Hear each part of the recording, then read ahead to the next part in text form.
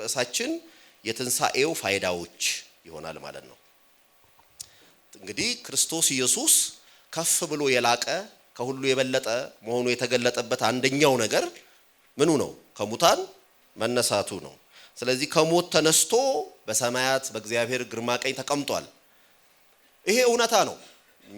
ሰዎች ተቀበሉትም አልተቀበሉትም በቃ ይሄ እውነታ ነው። is a fact, is a truth። እንዲያው በቃ ይሄ እውነት የማይቀየር ነው። ግን ለኔ ህይወት ምን ፋይዳ አለው ነው? አሁን ከኛ አንፃር what matters ለኔ ህይወት ምንድነው ያለው የሚል ነው። እሱን ነው ማካፈላችሁ። የጌታችን ኢየሱስ ክርስቶስ የትንሳኤው ፋይዳዎች። ፋይዳ ማለት ጠቀሜታ ማለት ነው። እንደው ዝም ብሎ ጥቅም ከምለው ወስዶ ያበሱ መጠቀም ማለት ይሻላል። ፋይዳ ማለት ሬሌቫንስ ለኔ ምንድነው ያለው ከኔ ህይወት ጋራ ያለው የሚለው ነው። ክርስትና ከሚታመንባቸውና ከሁሉም የበለጠ የኔ ናቸው ከሚላቸው አእማድ ትምህርቶቹ መካከል አንዱ እና ጎልቶም የሚታየው ጌታችን ኢየሱስ ክርስቶስ ከሙታን መነሳቱን ማወጁ ነው። የሙታን ትንሳኤን የሚያውጅ እምነት ነው ክርስትና። ትንሳኤው ደግሞ ለድርድር የማናቀርበው የእምነታችን የማዕዘን ድንጋይ ነው። ቲሞቲ ኬለር እንዳለው ጌታችን ኢየሱስ ከሞት ከተነሳ የተናገረውን ሁሉ መቀበል አለብህ።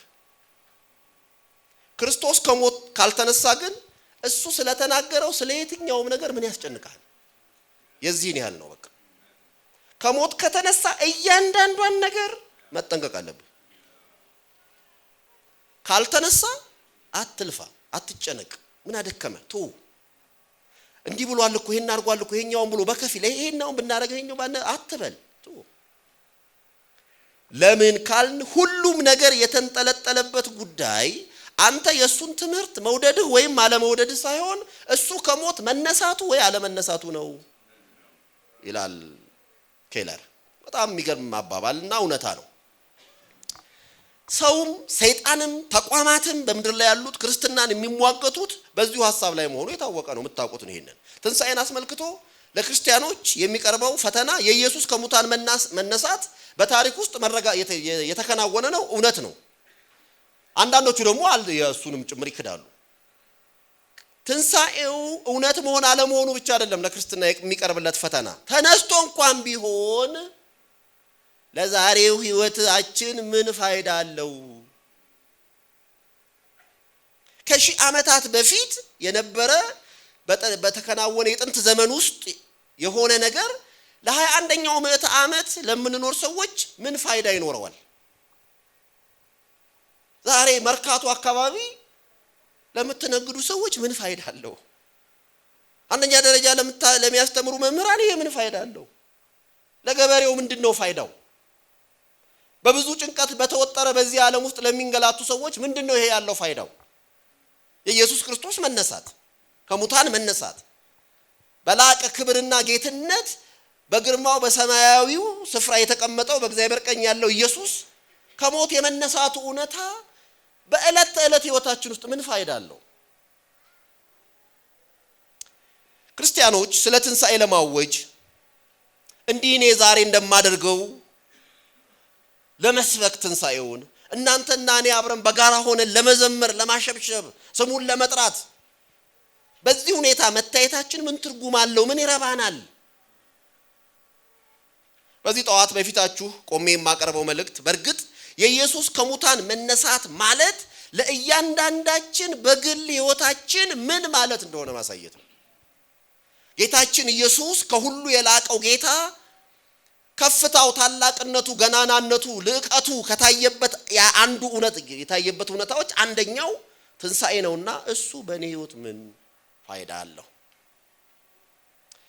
በዚህ ጊዜ፣ በዚህ ወር፣ በዚህ ዓመት፣ በዚች ደቂቃ ምን ጥቅም አለው? እሱ ማሳየት የኔ ዛሬ ጠዋት ኃላፊነቴ ነው ማለት ነው። ለመልእክታችን መሰረት የምናደርገው ንባብ የሚገኘው በአንደኛ ቆሮንቶስ ምዕራፍ 15 ላይ ሆኖ በተለይ ከቁጥር 12 እስከ 20 ያለው ብቻ ነው። አስቀድመን ግን ቃል እግዚአብሔር በሚነበብበት ጊዜ ቃል እግዚአብሔር ሲነበብ ለመቆም የማይቸገሩ ሰዎች አንዳንዶቹ መጽሐፍ ጥፍጥፍ አድርገው ያውቀዋል። ቆመን ነው የምናነበው የማይቸገሩ። አስቸገራችሁ ግን ቁጭ ብላችሁ ማንበብ ትችላላችሁ። አንደኛ ቆሮንቶስ ምዕራፍ 15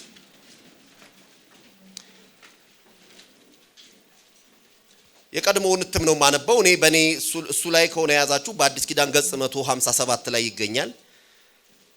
እሱ ምዕራፍ 15 ግን የኔ ንባብ ከቁጥር 12 ስለሚጀምር 158 ላይ እናየዋለን። እንደዚህ ይላል የጌታ ቃል። ክርስቶስ ከሙታን እንደተነሳ የሚሰበክ ከሆነ ግን ከናንተ አንዳንዶቹ ትንሣኤ ሙታን የለም እንዴት ይላሉ? ትንሣኤ ሙታን እስከሌለ ክርስቶስ አልተነሳማ። ክርስቶስ ካልተነሳ እንግዲህ ስብከታችን ከንቱ ነው፣ እምነታችንም ደግሞ ከንቱ ናት። ደግሞም ክርስቶስን አስነስቶታል ብለን በእግዚአብሔር ላይ ስለመሰከርን ሐሰተኞች የእግዚአብሔር ምስክሮች ሆነን ተገኝተናል። ሙታን ግን የማይነሱ ከሆነ እርሱን አላስነሳውም። ሙታን የማይነሱ ከሆነ ክርስቶስ አልተነሳማ። ክርስቶስም ካልተነሳ እምነታችሁ ከንቱ ናት፣ እስከ አሁን ድረስ በኃጢአታችሁ አላችሁ። እንግዲያስ በክርስቶስ ያንቀላፉት ደግሞ ጠፍተዋላ። በዚህች ሕይወት ብቻ ክርስቶስን ተስፋ ያደረግን ከሆነ ከሰው ሁሉ ይልቅ ምስኪኖች ነን ይላል። ጌታ ሆይ አንተ ታላቅ የዘላለም ሕይወት ባለቤት የሆንከው የሕይወት ሁሉ ምንጭ እግዚአብሔር ሆይ ደግሞም በሕያዋንና በሙታን ሁሉ ላይ ሊፈርድ ባለው በጌታ በኢየሱስ ክርስቶስ በልጅህ ዓለምን የጎበኘኸው እግዚአብሔር ሆይ እኔና ሕዝብ በፊት ቆመን ዛሬ እናመሰግንሃለን። ከሞት ስለተነሳው ስለ ጌታችን ስለ ኢየሱስ ከሰማያት ስላለፈው ሊቀ ካህናችን ላንተ የሚገባውን ክብር እንሰጣለን፣ እናመሰግንሃለን። ክብር ላንተ ይሁን። ከሙታን ስለተነሳው ስለ ኢየሱስ ክብር ላንተ ይሁን። ከሙታን በመነሳቱ ኃጢአትን ስለሻረ፣ ጽድቃችንን ስለፈጸመ፣ ሞታችን ስለተሻረ፣ ዲያብሎስን በሞት ላይ ስልጣን የነበረውን ስለሻረው፣ በሞቱ ሞትን ስላሸነፈልን፣ የሞት መውጊያ ስለተሰበረ፣ የሲኦል ኃይል ስለተሻረ፣ እሱ ከፍ ብሎ በሰማያት በግርማ ቀኝ ስለተቀመጠ ስለ እግዚአብሔር ልጅ ስለ ኢየሱስ ክርስቶስ ክብር ከዘላለም እስከ ዘላለም ላንተ ለአባቱ ይሁን። ጌታ ኢየሱስ ሆይ እናመሰግንሃለን። ታርደሃልና ደግሞም ከሙታን ተነስተሃልና ደግሞም የመነሳታችን ተስፋ እየመጣ ስለሆነ የምትመለስልን ከሞት በመነሳትህ ስለሆነ እናመሰግንሃለን፣ እናከብርሃለን። ስምህ ይባረክ። ደግሞም የርስታችን መያዣ የሆንከው የእግዚአብሔር መንፈስ እናመሰግንሃለን። ቀሪውን ጊዜ እንድትባርክልን፣ የቃልህን ብርሃን እንድትሰጠን፣ የትንሣኤን እውነታ እንደገና እንድታሳስበን እጸልያለሁ። ሁላችን ይህንን ልመና በፊትህ በኢየሱስ ክርስቶስ ስም አቅርበናል። አሜን። እግዚአብሔር ይባርካችሁ። እንቀመጣለን። እንግዲህ በመሃል ላይ ከሞቀኝ እችን ኮት በኋላ ማስወገድ አይቀርም። ለተወሰነች ጊዜ ይቻላል። መጋቢው አሁንም ይቻላል ብለዋል። ያው እንግዲህ ጥቅ ያለ ጉባኤ መሃል ስለሆነ ደግነው ያው እንደሚታየው እጄ ሙሉ ነው የለበስኩት።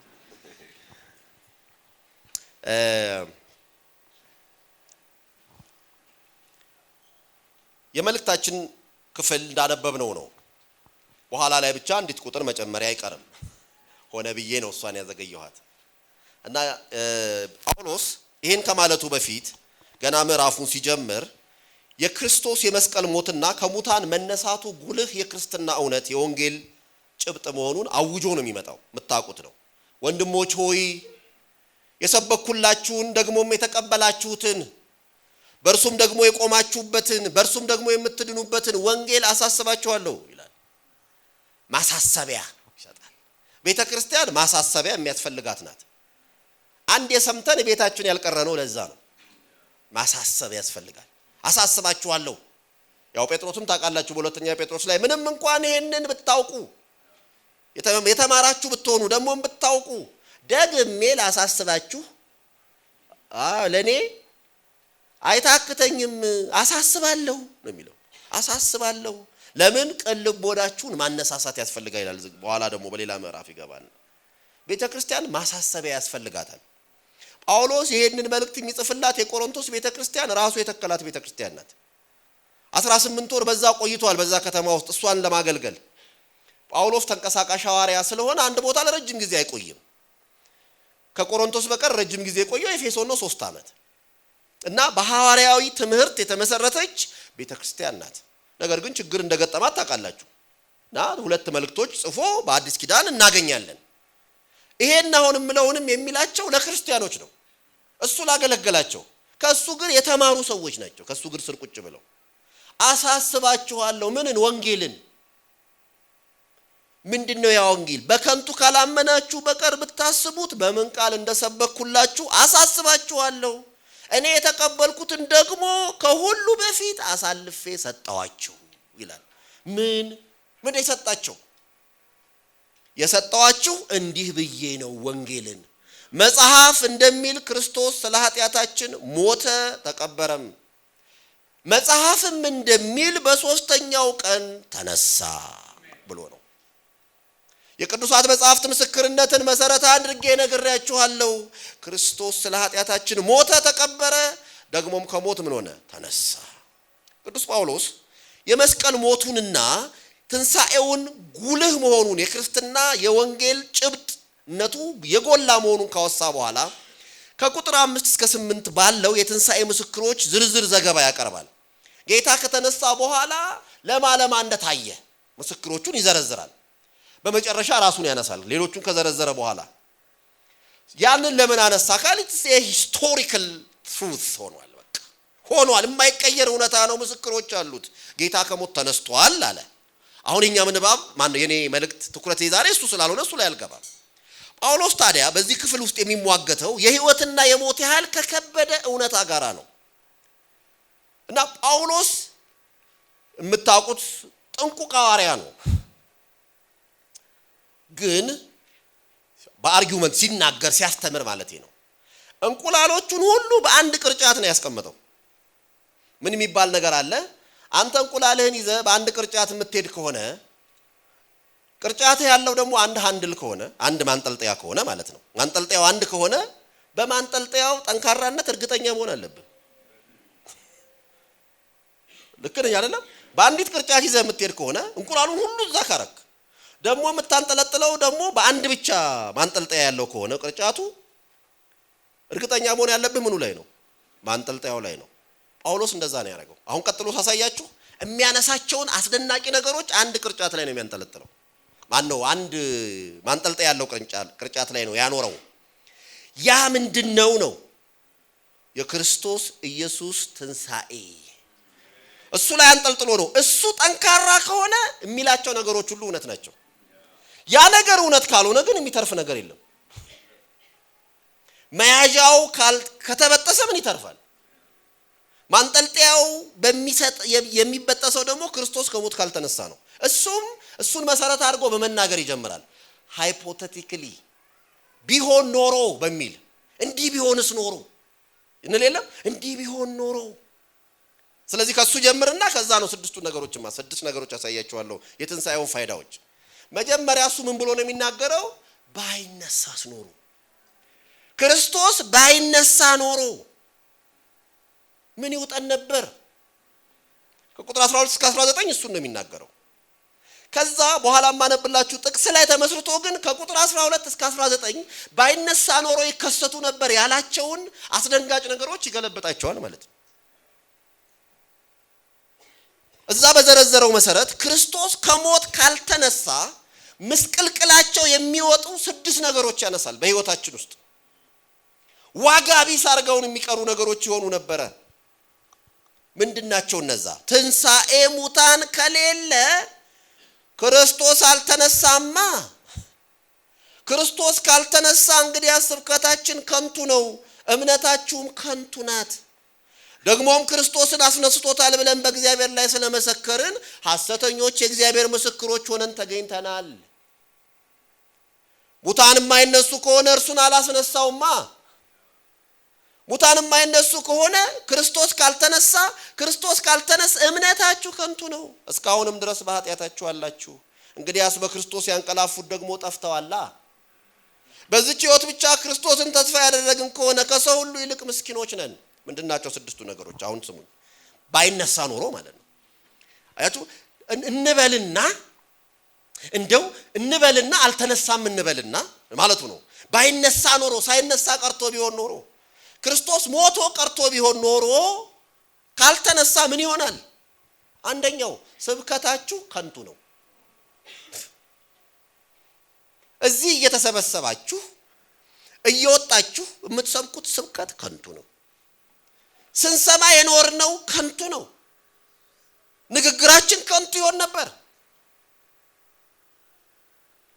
እመጣለሁ እኮ በኋላ ግን እኔ ዝም ብዬ ልዘርዝራቸው ብዬ ነው። አንድ ሁለተኛው ቁጥር 14 ላይ ነው እሱ ያለው።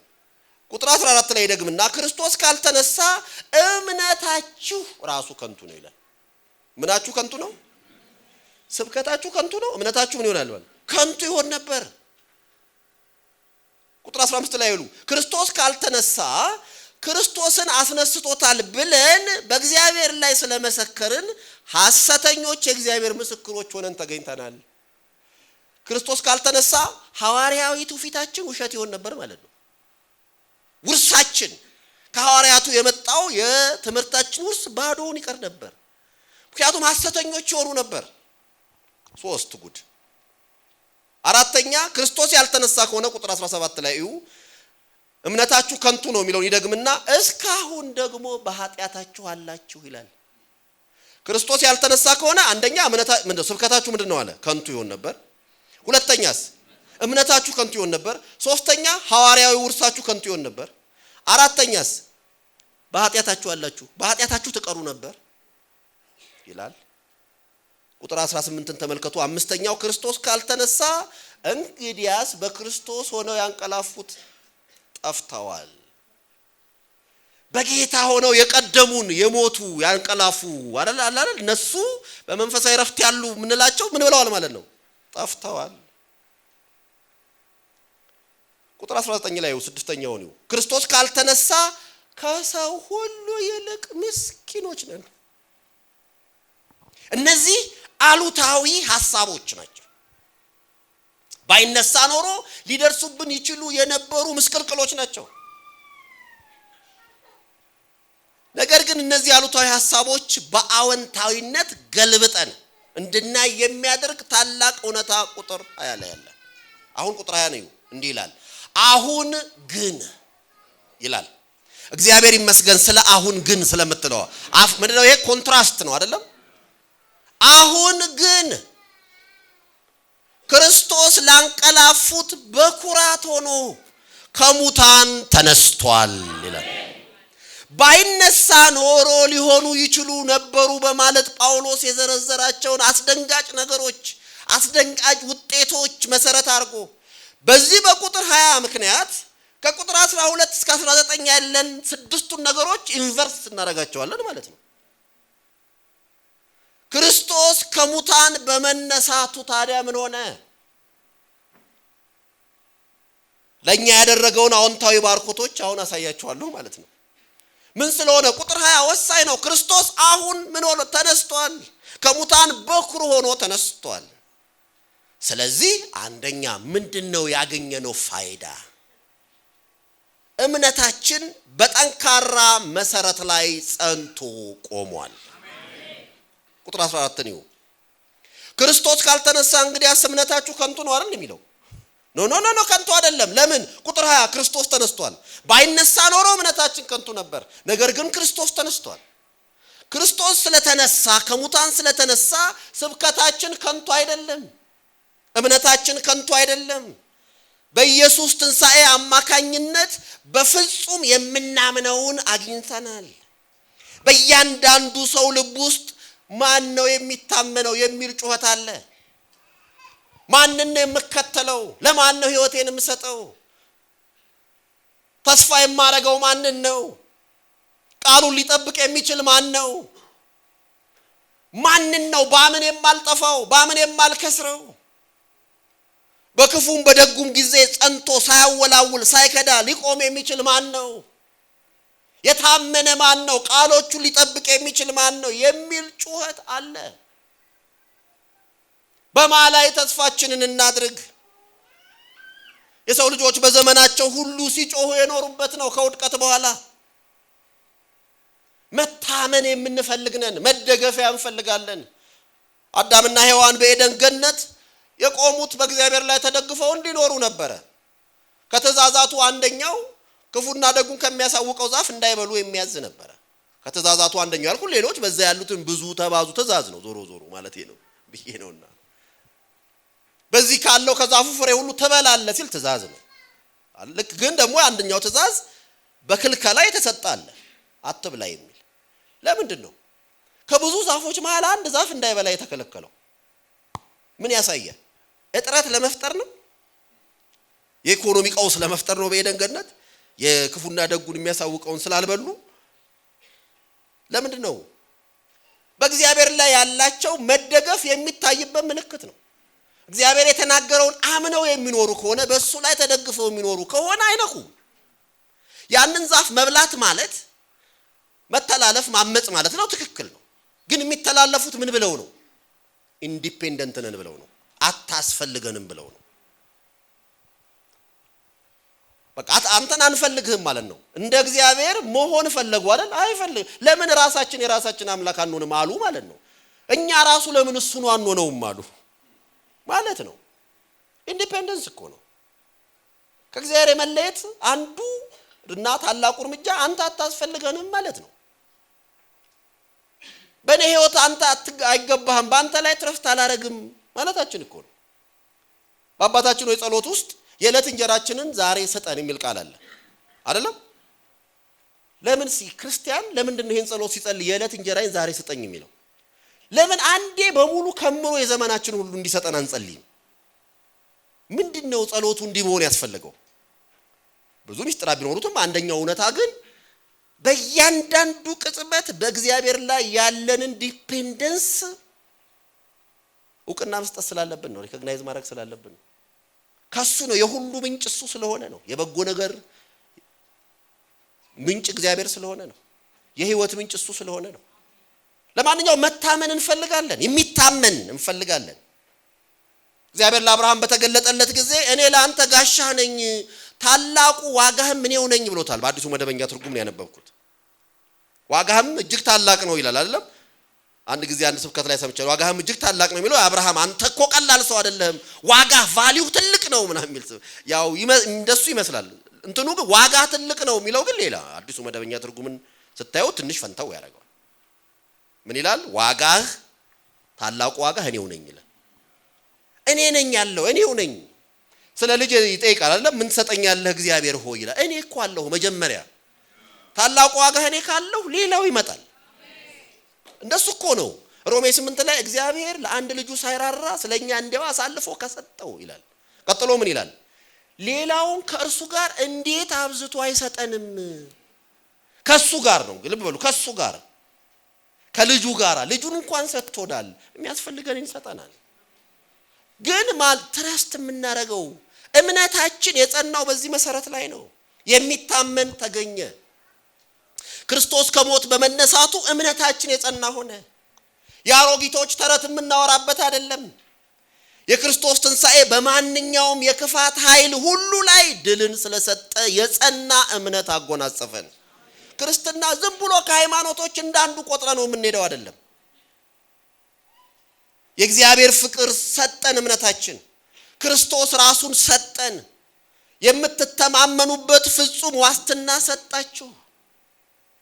ከሞት በኋላ ሕይወት የሚሰጥ ማስተማመኛ ሰጣችሁ።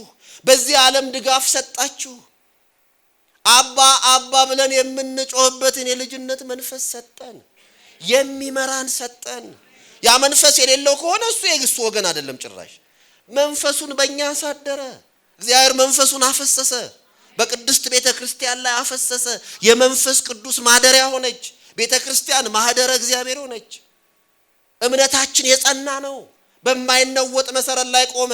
ክርስቶስ ከሙታን በኩር ሆኖ ስለተነሳ እንግዲያስ አሁን በስጋ የምኖርበት ኑሮ በወደደኝና ስለኔ ራሱን አሳልፎ በሰጠኝ በእግዚአብሔር ልጅ ላይ ባለ እምነት የምኖረው ነው ይላል ገላትያ 2:20 ላይ። ራሱ እያንዳንዱ ኑሮ የራሱ ማለት በዚህ እምነት የምኖረው ነው ማለት የዚህ እምነት ኤክስፕላኔሽን በህይወት ማለት ነው።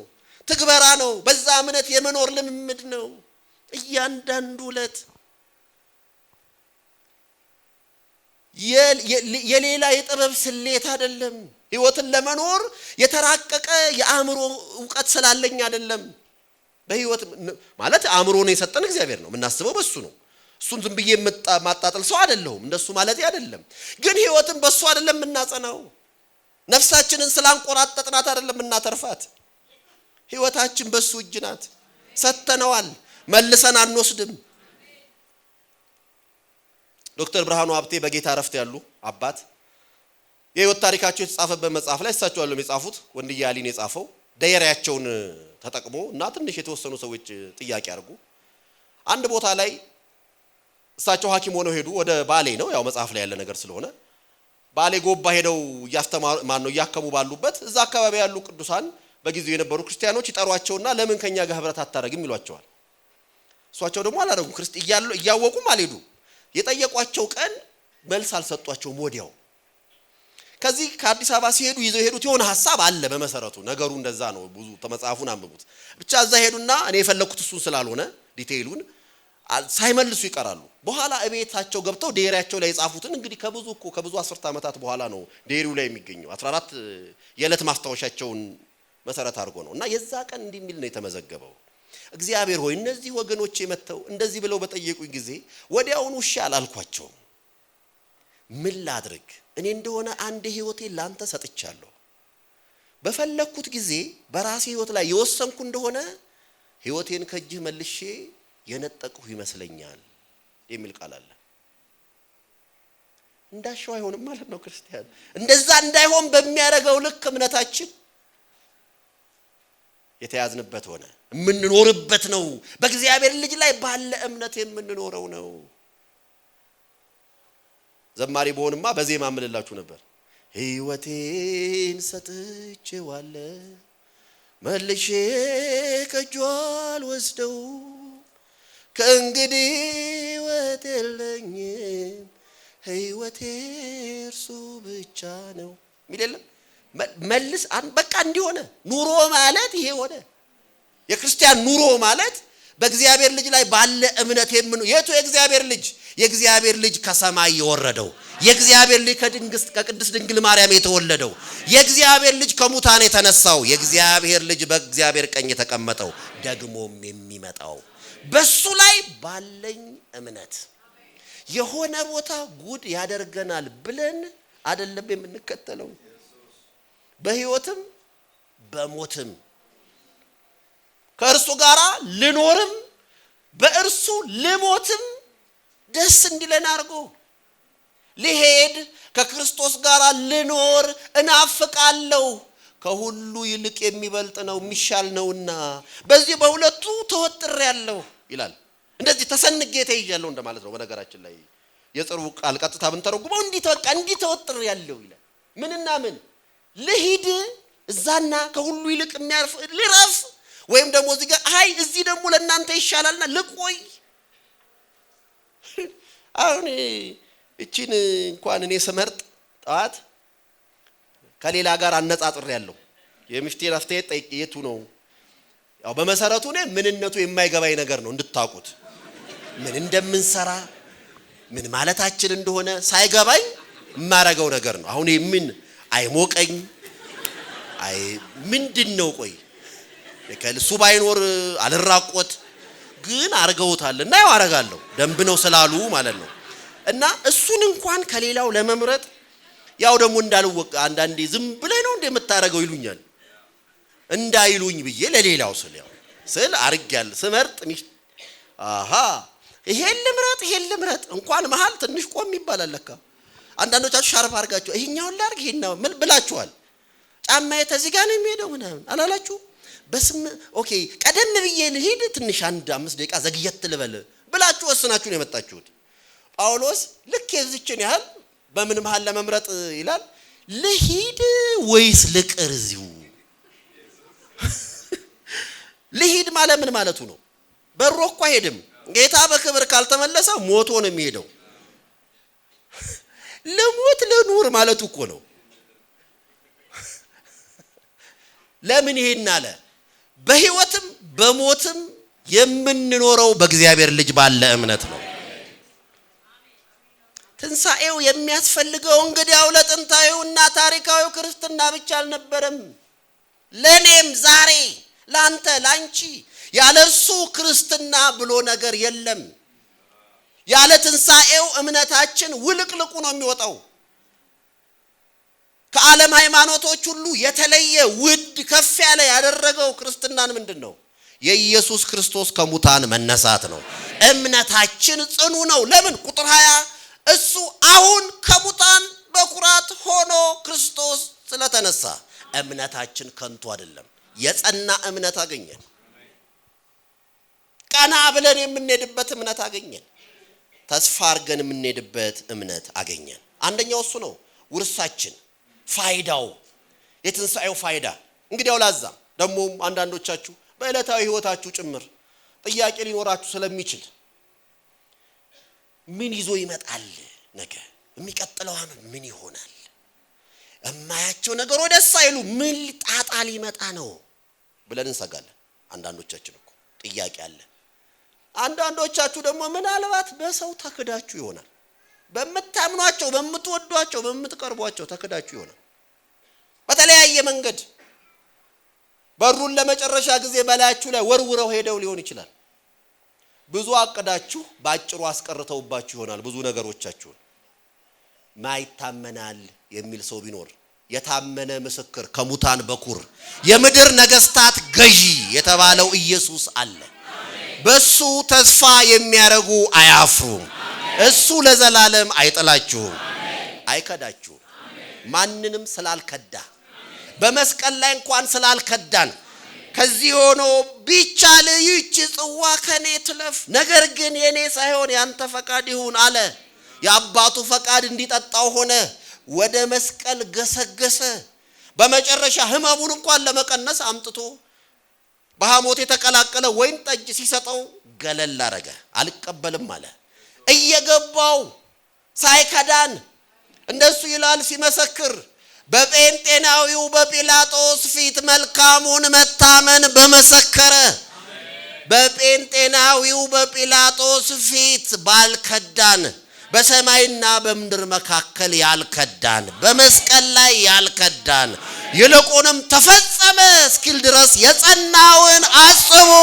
እሱ የጸና የማዕዘን ራስ ድንጋይ ሆነ። እምነታችን ጽኑ ነው። የተፈተነውንና የከበረውን የማዕዘን ራስ ድንጋይ በጽዮን አኖራለሁ፣ በእርሱ የሚያምን አያፍርም። በኢየሱስ ክርስቶስ በእግዚአብሔር ልጅ የሚያምን አያፍርም። የታመነው ምስክር አለው። አያችሁ ዮሐንስ፣ የታመነው ምስክር። አንደኛው እሱ ነው፣ የጸና እምነት ኖረን። ሁለተኛው ሐዋርያዊ ውርሳችን እውነት ነው። ኢየሱስ ከሙታን ስለተነሳ ቁጥር 15ን ልመልስና ላሳያችሁ። ተመለሱና እዩ። ክርስቶስ ካልተነሳ ክርስቶስን አስነስቶታል ብለን በእግዚአብሔር ላይ ስለመሰከርን ሐሰተኞች የእግዚአብሔር ምስክሮች ሆነን ተገኝተናል ይላል። ባይነሳ ኖሮ አለ ጳውሎስ ራሱንና ቀዳሚ ሐዋርያትን ይዞ ነው የሚነግረን። በሌላ አባባል በእግዚአብሔር ፊት እያታለልን ነበር ማለት ነው ባይነሳ ኖሮ። ነገር ግን ክርስቶስ ስለተነሳ በሐዋርያቱ የተሰበከው ለኛም የተላለፈልን እውነት የጸና ነው። የእግዚአብሔር ሐሰተኛ ምስክሮች አይደሉም ሐዋርያቱ፣ እውነተኛ ናቸው። መልእክታቸው ፍጹም እውነት ነው። ዛሬ እውነት አንጻራዊ ናት ይላሉ አንዳንድ ሰዎች። የምታውቁት ነገር ነው። ፍጹም እውነት የለም ይላሉ። ከዚህ የተነሳ ያንተ እውነት ለራስህ ይሁንልህ፣ የኔ እውነት የኔ ነው ይላሉ። ስህተት የሚሆነው ማንም ቢያረጋው ስህተት ከሆነ ነው። ስህተትነቱ በራሱ ስህተት ከሆነ ነው። የእውነትን መመዘኛ ካላሟላ ስህተት ነው። ዝሙት ስህተት ነው። ስህተት ነው ብለው ለሚያስቡ ብቻ ሳይሆን ለሁሉምና ሁሉ ጊዜ ስህተት ነው። ስርቆት ስህተት ነው። ነፍሰ ገዳይነት ስህተት ነው። አጭበርባሪነት ስህተት ነው። ዋሾነት ስህተት ነው። እኛ የምንወዳቸው ሰዎች ወይ እዚህና እዛ ስላሉ ወይ ከፍ ያለ ቦታ ስለተጋይ ምንም ቢሆን እነሱ ብለን አይደለም። በቃ ማንንም ይበለው ውሸት ካወራ ውሸት ነው። ትልቅ ይበለው ትንሽ ይበለው ደካማ ይበለው ጠንካራ ይበለው ተገዢ ይበለው ገዢ ይበለው ውሸት አመጽ አንድ የሚያርገው አመጽ ነው። አንጻራዊነት የሚባል የለም። በቃ ደሱ ነው። በእንዲህ አይነት ሁኔታ የሚፈለገው አንዱ ትልቁ ነገር እውነት የት ነው ያለው የሚል ነው። የኔና የናንተ ዘመን የሚታወቅበት በርካታ መገለጫዎቹ አንዱ በሐሳብ ትርምስ የተጠለቀለቀ ነው። የዘመናዊው ዓለም ማለት ሞደርኒዝም ሐሳበ ዘመን ማግስት የሆነው ዘመንን ድህረ ዘመናዊ ዓለም ይሉታል። ፖስት ሞደርን ዓለም ነው ይሉታል። የዚህ አስተሳሰብ ፍልስፍናዊው ፖለቲካዊ ታሪካዊና ሃይማኖታዊ ውቅሩ ለማሳየት እዚህ ቦታው ስለማይበቃ አልገባም። ባጭሩ ግን ልል የፈለኩት የዚህ አስተሳሰብ ጠገግ በዘመናችን ላይ ግን ያጠላ ነው። በቃ ድህረ ዘመናዊነት በሐልዮ በነቢብ በገቢር ማለትም በሐሳብ በቃልና በተግባር ማዕከላዊ የሆነ ቢጋር ስትራክቸርና ንድፍ የሌለው የተውተፈተፈ ብትን ዓለም ማለት ነው። እና ለዓላይ ስልጣን ብሎ ነገር አያውቅም። የበላይ ከፍ ያለ እውነታ ሜታ ናሬቲቭ አያውቅም። እንደሱ የሚባል የለም ነው የሚለው። የእውነት ፍጹምነትን አይቀበልም። አንጻራዊነትን ይዘምረዋል። ወጥ የሆነ ደርዝ ያለው ትውፊትን የሚያድፋፋ ክፍቱን ያደረ ቤት ማለት ነው ባጭር ቃል። እና በዚህ ነባራዊ በሆነ ኦብጀክቲቭ በሆነ ተጨባጭነት ያለውና ቀዳሚና ቅቡልነት ያላቸውን ሐሳብ በመደምሰስ ደግሞ ለክፍት የተያዘ ነው እና ዲኮንስትራክት ያደርጋል ማለት ነው። አፈንጋጭነት ይታይበታል። በዚህ ዓለም ፍልስፍናዊም ሆነ ሃይማኖታዊ አውዱ የጋራ ማዕከል የሚባል የለም። እንዳልኩት አንድ ጠቅላይ የታሪክ መስመር አይታወቅም። አንድ ወንድማችን ሚኒሊክ አስፋው የሚባልማ ምን ይለዋል? ብጥቅጥቅ ዓለም ይለዋል። እንደሱ የቀረ ነው ይላል። ታዲያ ፍጹም የማይናወጡ የእውነት መርሆች በማይታዩበት ዓለም በተናወጠ ጊዜ ማህበረሰብ ምንም የነሆለለ ነው የሚሆነው። ምክንያቱም በቃ የሚፈልገውን አረጋል የኔ እውነት የኔ ነው ብሎ ሄዷልና ማለት መጽሐፍ ቅዱስ በአይኑ ፊት ደስ ያሰኘውን ያደርግ ነበር ብሎ በመሳፍንት መጽሐፍ እስራኤልን ይወቅሳል። ሁሉም በአይኑ ፊት ደስ ያሰኘውን ያደርግ ነበር ይላል። አደገኛ ማለት አንድ ማህበረሰብ እንደዛ ሲሆን በአይኑ ፊት ደስ ያለው ምን ያረጋል? እንደው ይሄ አይኑን መጓጎጥ ነበር ብሎ ደስ ካለው አይኑን ይጓጉጣል እንደማለት ነው። አዳዲ ሰው እኮ ቢልም አይ ይሄማ ይሁን ብሎ ይተው የለም እና እንትኗን ጸጉሯ እንደው መሞንጨቅ መንቀል ነበር የሚል ካለ ይነጂ ማለት ደስ ያሰኘውን ያረግ ነበር። ያው ትዝ ይላችኋል የመሳፍንት ዘመን ለምን አይባል ይሄን ያላረጉት የለም። እዛ የመሳፍንት መጽሐፍ እንደሚነግረን እስራኤል በአመጻ ዋኘ ነው ማለት። ስለዚህ አመጻ ፍኖት በነሆለለ በዚህ ዓለም የእውነት መሰረት ምንድነው? የቱ ነው እውነት? ይሄ አሳሳቢ ነገር ነው። የእውነት ጥማት በሁሉ ሰው ነፍስ ውስጥ አለ። ታዲያ እውነት ምንድነው? ኢየሱስ እንዲህ ብሎ መሰከረ። መጣው ዛሬ ሁሉ ተናግራችሁታል። አደባባይ ላይ ቆማችሁ አንዳንዶቻችሁ ዮሐንስ 14:6 ላይ እኔ መንገድና እውነት ሕይወትም ነኝ፣ በእኔ በቀር ወደ አብ የሚመጣ የለም ማለት። ኢየሱስ እኔ ምንድነኝ አለ? መንገድ ነኝ። ደግሞ ምንድነኝ አለ? እውነት ነኝ። ደግሞ ምንድነኝ? ሕይወት ነኝ። ጌታ ኢየሱስ ስለ እውነት መስክሯል። ራሱ ግን እውነት ነው። ጌታ ኢየሱስ መንገዱን አሳይቶናል። መንገዱ ማን ነው አለ? እኔው ነኝ። ሕይወት የማንኛችንም ጥያቄ ነው። እኔው ነኝ። ያው አሁን ብዙ ማብራሪያና ብዙ ንትርክ በዓለም አለ። በየእምነት ጎጡ ያው የእምነት ጎጥ ልበለውና ጭቅጭቅ አለ። ይሄ ጥቅስ ይሄ ነው ያው ከመጨቃጨቅ ናላ ከመበጥበጡ በፊት ያው በሃይማኖት ጭቅጭቅ ናላ ተበጥብጦ እንዲሁ ከምቀር ቢያንስ ይሄ እውነት የሚነግረን ልንገራችሁ። በቃ ይሄ የዚህ የተጻፈው ብዙ ነገር አልገባይ ሊሆን ይችላል፣ አልተረዳሁ ሊሆን ይችላል። ግን ኢየሱስ እኔ ማን ነኝ አለ? መንገዱ እኔ ነኝ አለ። በቃ ሌላውን ዝርዝር አንተ ታሳውቀኛለህ። መንገዱ ከሆንክ ባንተ ነው የምመጣው ብዬ እሱ ላይ ተመጠማለሁ። እኔ ነኝ እውነቱ አለ። ኦኬ እውነቱ የት ብሏል? በቃ እሱ ላይ ተመጠማለሁ። አሁንም እኔ ነኝ ሕይወት አለ። አሁንም በቃ እሱ ላይ ተጠመጠማለሁ። ከዚህ በኋላ ያለውን እሱ ያብራራልሃል በመንፈስ ቅዱስ። ይሄ እኮ ነው በቃ እሱ። ትዝ ካላችሁ ዮሐንስ 6 ላይ ብዙ ሕዝብ ተከትሎት ነበርና ድንገት ኢየሱስ የማጣሪያ ስብከት ይሰብካል። እኔ ነኝ የማጣሪያ ስብከት ያልኩት እዛ ላይ አይልም። እኔ ማጣሪያ ምለው የዛለት 5000 ሰው ስለተቀነሰ ነው። 5000 ሲደመር ብዙ ምንድነው ያለው? ብሉኝ አለ። የሚበላይ በሕይወት ይኖራል አለ። ለዓለም የምሰጠው ሕይወት የምሰጠው ስጋዬ ነው ይላል። ስጋዬን የሚበላ ደሜን የሚጠጣ ይላል። ሰዎቹ ሰሞኑን እንጀራ በልተዋል እንደምታውቁት። መጥቶ ትምህርቱ ድንገት ቅይር አለ ማለት ነው። እንትና እኮ እንጀራ ሙሴ ለአባቶቻችን እንጀራ በምድረ በዳ መና ሰጥቷል ይላሉ። እሱንም ቢሆን ሙሴ አይደለም የሰጠው አባቴ ነው ይላቸዋል። አሁን ግን ለዓለም ሕይወት እንዲሰጥ ከሰማይ የወረደ እንጀራ መና አይደለም እኔ ነኝ። አሁን ሰው ባይገባው እንኳን ምንም ይሁን ትርጉሙ ላይ ደርስበታለሁ። እኔ ብለሃለሁ እኔ ካንተ አልለይም አይባልም። መጨረሻ እኮ እንደዛ ነው። ሂዱ አላቸው ኢየሱስ። እናንተም ከፈለጋችሁ ደቀ መዛሙርቱን ሂዱ ሲላቸው ወዴት እንሄዳለን እኛ አለ። አንተ እኮ የዘላለም የሕይወት ቃል አለ አለ ጴጥሮስ አፈፍ ብሎ። ምንም ይሁን ዝርዝሩ ድር በቃ አንተ አለ። እኔ ካንተ አልሄድም፣ ካንተ ጋር አልሄድም፣ እንዳረካርከኝ አንተ አለ። እነዛስ ብድግ ብለው እያንዳንዳቸው ጠፉ። እንዴት 10 ሰው እንኳን አይቀርም። በብዙ ሺህ እኮ የሚቆጠር ሕዝብ ነው። ተነስቶ ሄደ። መጽሐፍ ቅዱስ መጀመሪያ ያስተማሩ አለቃ መሰረት የሚባሉ ይሄንን ያስተማሩን ቀምናሉ። የ5 ገበያ ሕዝብ ከቤተ ክርስቲያን ተቀነሰ አሉ። ማለት እኛ ገጠር አካባቢ እንደምታውቁት አንድ ገበያ ሕዝብ ይባላል። ማለት በቃ አንድ በጅምላ ስትቆጥሩ እሳቸው እንግዲህ በሺ ቆጠሩትና 5 ገበያ ሕዝብ። ገበያ ማለት እንዲህ እንደመርካቶ ምናምን ሳይሆን ኦፕን ገበያ ሜዳ ላይ ስለሆነ ንቅል ብሎ ሄደ።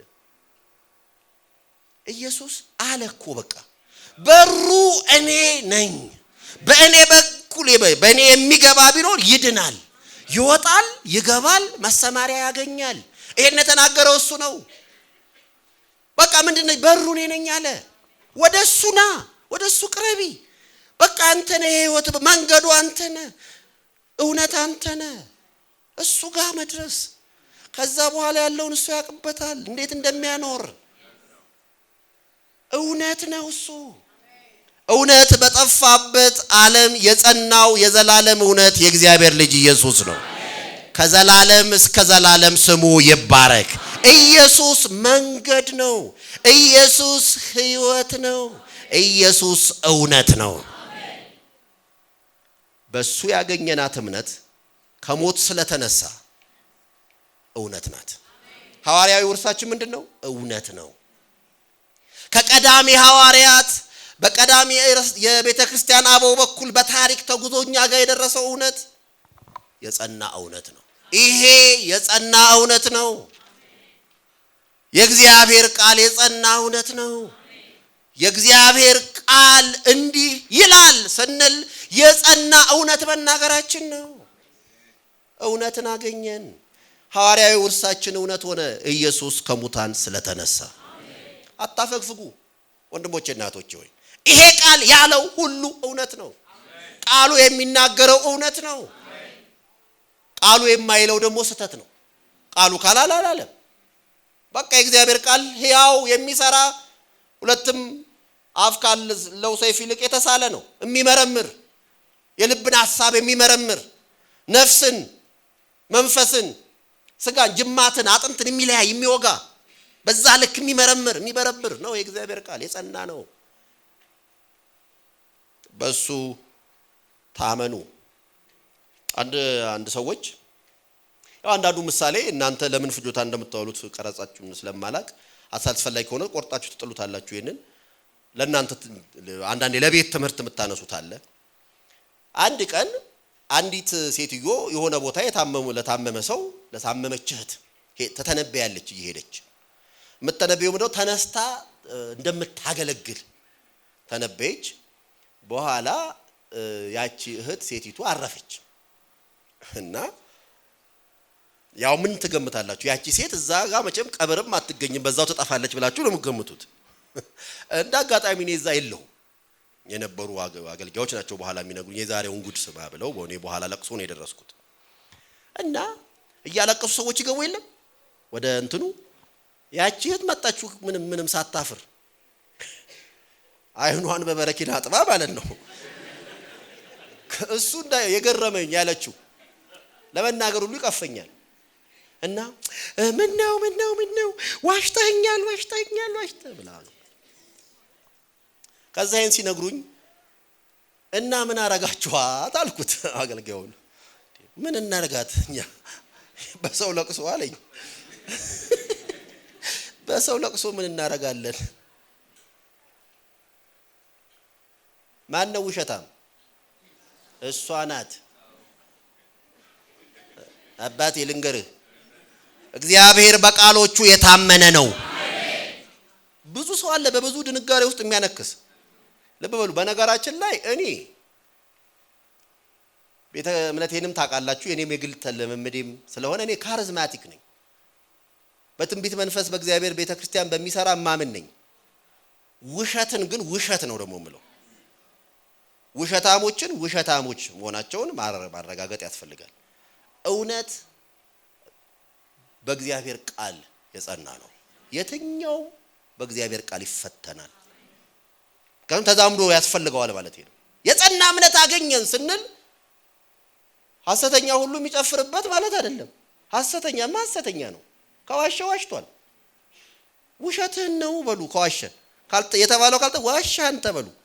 ቃልን ትነግረኛ አንተ ተተናገርከኝ በኋላ እንዴት እንዳይሆንም ዋሸሻ ያ ሰውየው ማለት ነው። የተናገረው ሰው እግዚአብሔር ተናግሮ ቃሉን ይፈጽማል። በቃሉ የጸና ነው።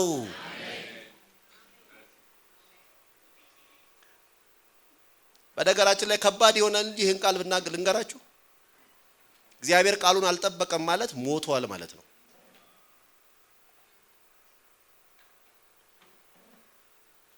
የዛን ያህል ነው።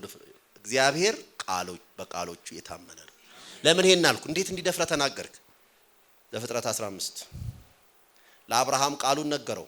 ከነገረው በኋላ ቃል ኪዳናዊ ማስረጃ የሆነው ዘንድ ለአብርሃም በሚገባው በጥንቱ ዓለም ሁለት ቃል ኪዳን ገቢዎች የሚፈጽሙትን አይነት ሁኔታ ፈጸመለት።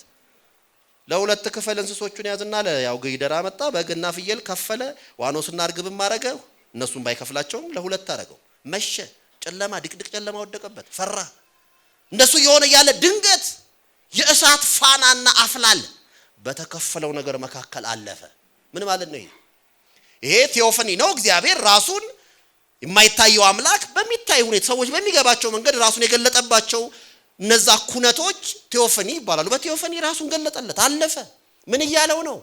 ይሄን የነገርኩህን ቃል የማልጠብቅ ቢሆን እንደዚህ ለሁለት ይሰንጥቀኝ ማለት ነው። ለአብርሃም ሊገባው በሚችል መንገድ እግዚአብሔር ማለ።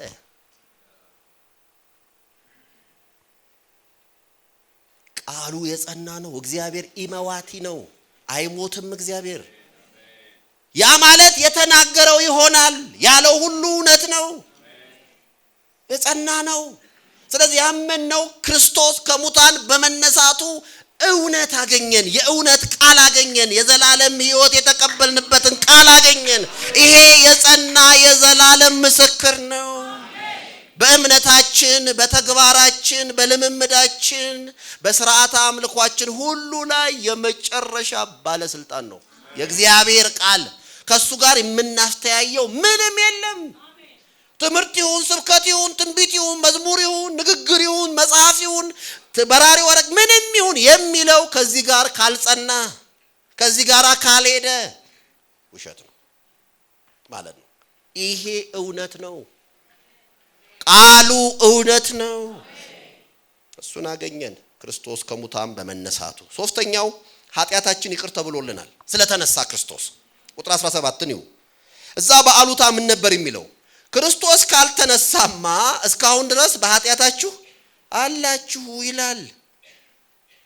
ነገር ግን ቁጥር 20 ምን አለ? ክርስቶስ ከሞት ተነስቷል። ስለተነሳ ይሄ በአሉታ ያለውን እንገልብጠው። ክርስቶስ ከሞት ስለተነሳ አሁን ምን አይደለንም? በኃጢአታችን አይደለም። ከኃጢአታችን ይቅር ተባለን። የኃጢአት ይቅርታ ተቀብለናል። ክርስቶስ ስለተነሳ በኃጢአታችን ሰንሰለት እንደታሰርን አይደለንም። ክርስቶስ ከሙታን በመነሳቱ ኃጢአት ይቅር ተባለ።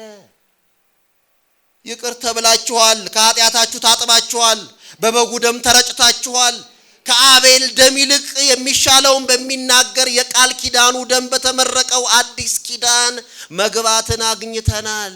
ክርስቶስ ከሞት ስለተነሳ በትንሣኤው ተቀድሰናል።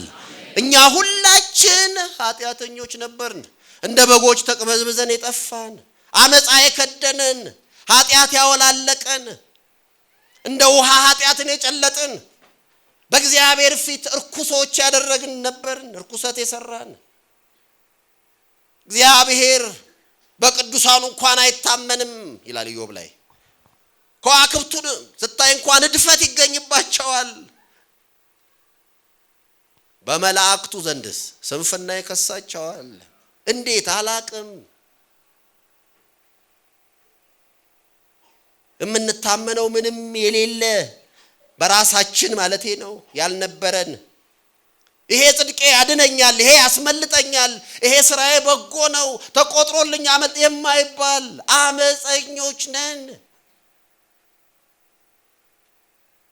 የኖርንበት ዘመን ላይ በየቀኑ ያሰብነውን፣ ያደረግነውን፣ የከወነውን፣ የተናገርነውን፣ ቃል ሰተን ቃላችንን ያጠፍነውን፣ የሄድንበትን ቦታ እጃችን የተሰነዘረበት፣ እግሮቻችን የተራመዱበት፣ ከመላሳችን የወጣው እንደው ተቀርጾ ሌላ አይደለም፣ በባዶ ክፍል ውስጥ በትልቅ ስክሪን ለራሳችን ብቻ ቢታየን መፈጠራችን ያስጠላናል።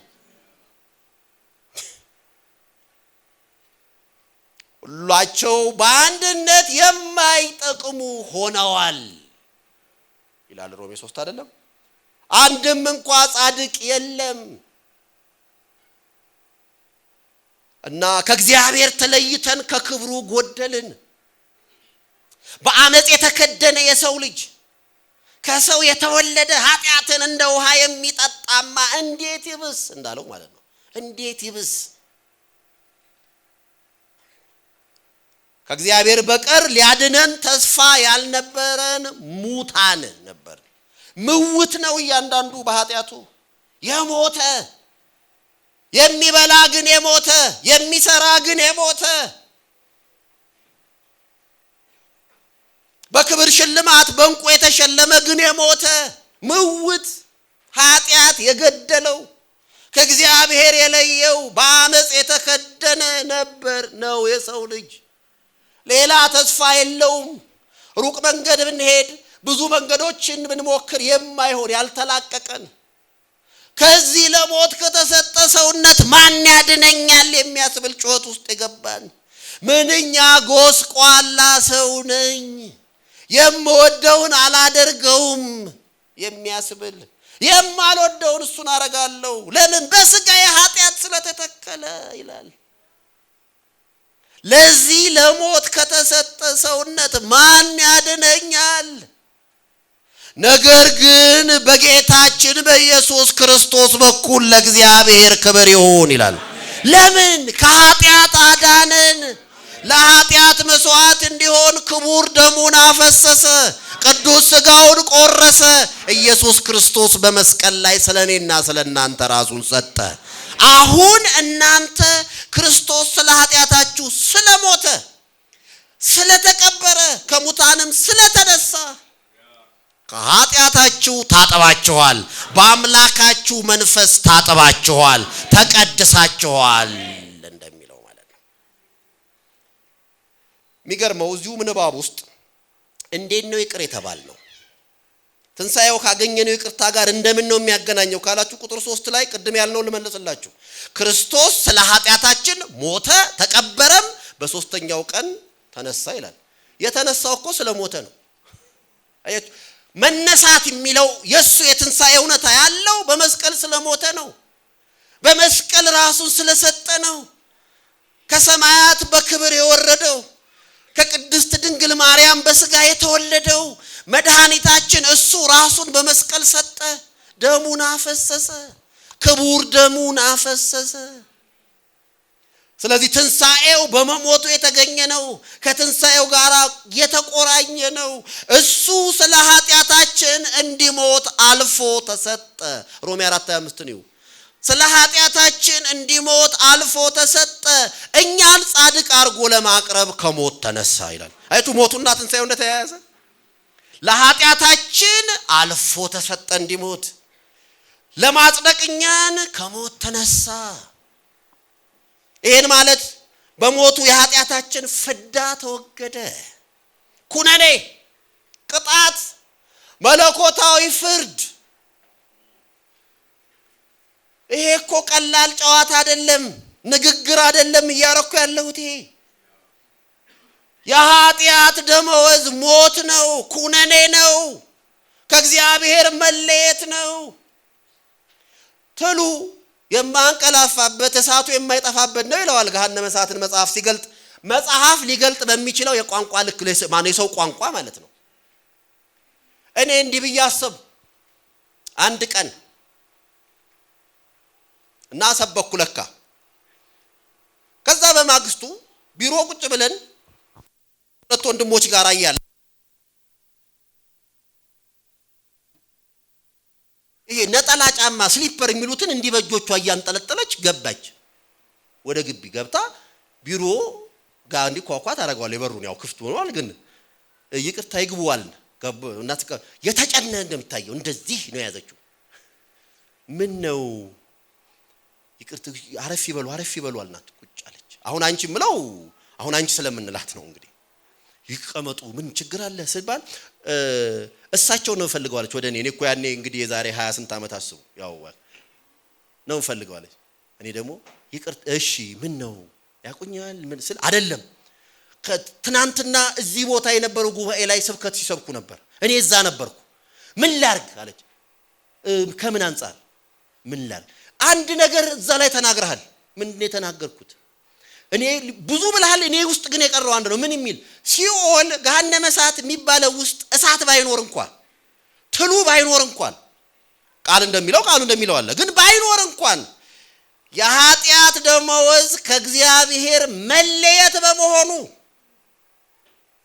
ከእግዚአብሔር መለየት የሚለውን አስባችሁታል ወይ?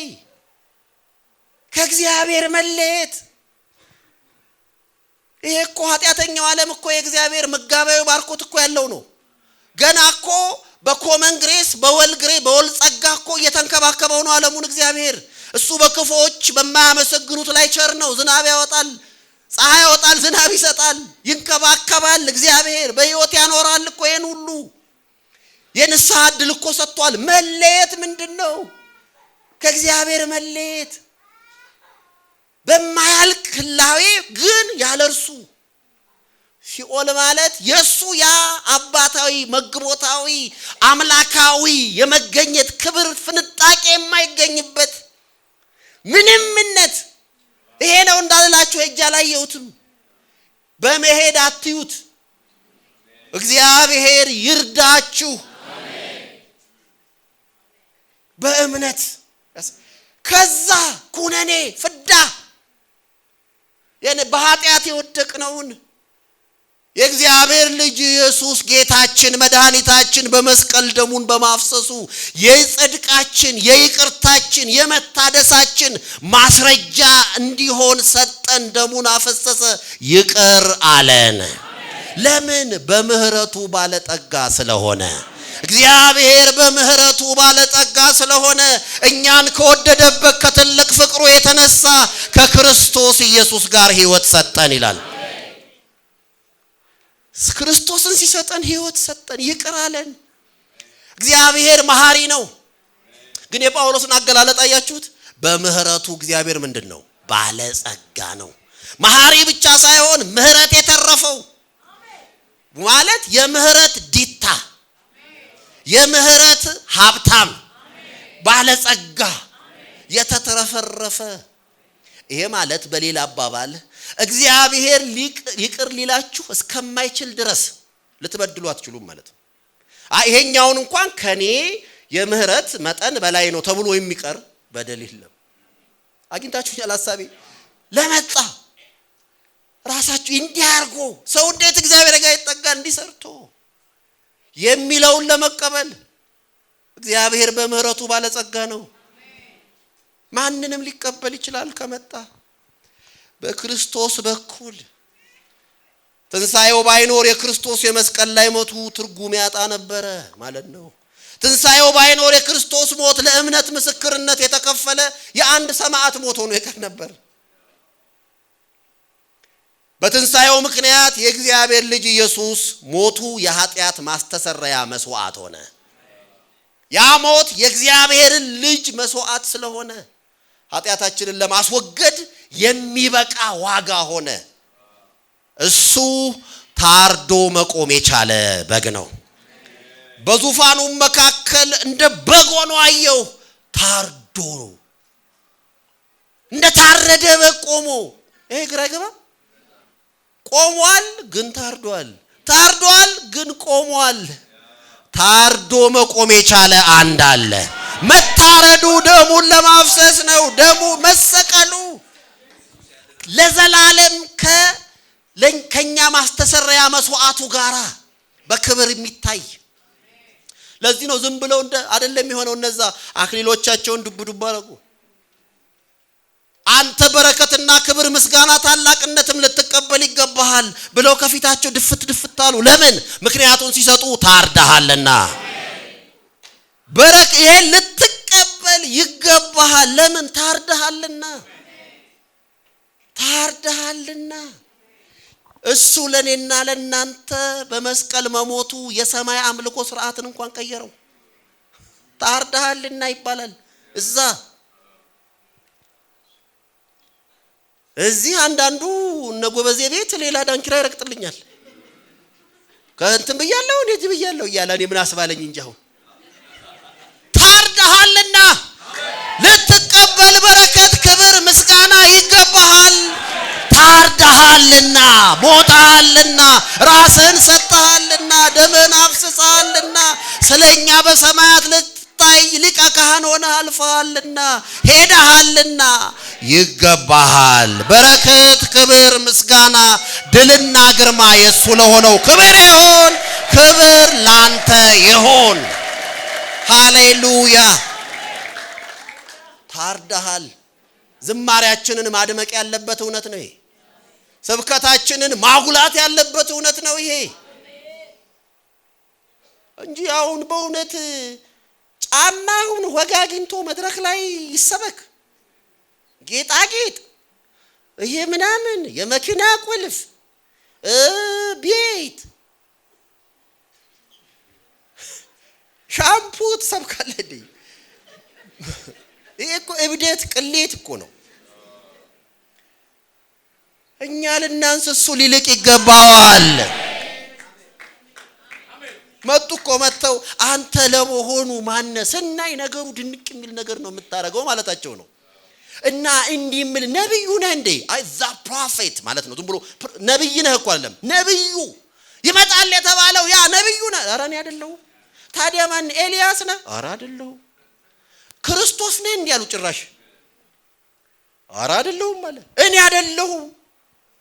ምንድነው? ድምጥ በምድረ በዳ የሚጮህ ድምጥ ነኝ። ምድረ በዳ ሄደ ነው ይሄን የሚያውቀው።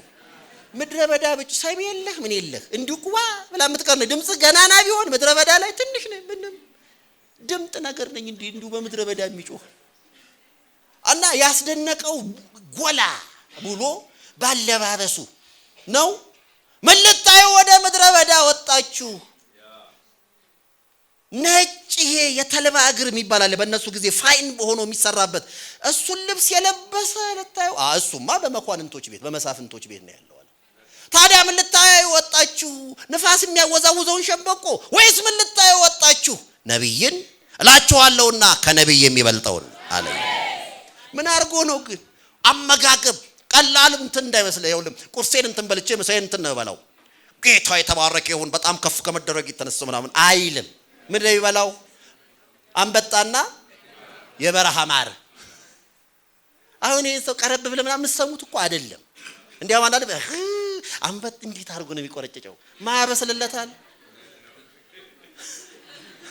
ዝም ብሎ እዩት እስቲ የለበሰው እስከ ላይ የግመል ቆዳ።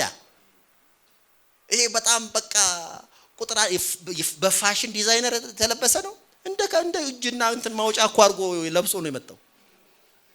ደግሞ እዛ ከርሞ ስለመጣ ምክንያቱም ምን ይላል ለእስራኤል እስከተገለጠበት ቀን ድረስ በምድረ በዳ ኖረ ስለሚል ልጁ ከቤት ትንሽ ነፍስ እንዳወቀ ሄደ። ሕፃኑም ማደገ በመንፈስም ጠነከረ ይልና የት ሄደ? ወደ ምድረ በዳ።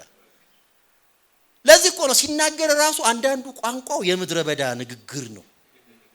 እናንተ የፉኝት ልጆች ይላል። እዛ እኮ አይቶታል ፉኝት ሲያያቸው እሱ ነው ይመስሉት። ማን ነገራችሁ ከቁጣ እንድትተርፉ ይላል። ከዛ እና በሆነ በማስደነቅ ኢምፕረስ አርጓቸው አይደለም። ምንድነው ያሉት ግን መተው ምን እናድርግ አሉት። ምን እናርግኛ?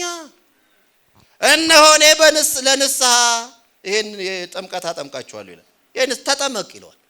ከሊቅ እስከ ደቂቅ መጥቶ ዘፈቀው እልሃለሁ። እስራኤል ውስጥ ፕሮሴላይትስ የሚባሉ ልውጥ ከአህዛብ ወደ ይሁዲነት የሚገቡ አሉ። እሱ በኋላ ነው እንዲያውም በራቢኒክ ትምህርት ውስጥ በኋላ የመጣው። ምን ለማድረግ ይሄ እርኩሰታቸውን የመንጻት ምልክት እንዲሆን አህዛብ ፒዩሪፊኬሽን ራይት አለ ይፈጽሙና እሱን ይመጣሉ። እስራኤልን አሰልፎ ሰመጠ ነው ምልህ ገባ እያለ ያወጣ። ምን እናርግ ይላል። ያማ እንዲህ አርግ እኛስ ምን እናርግ ይላል። የታጠቀው አልቀረ ባዶ እጁን የመጣው አልቀረ ዘፍቆ አወጣው።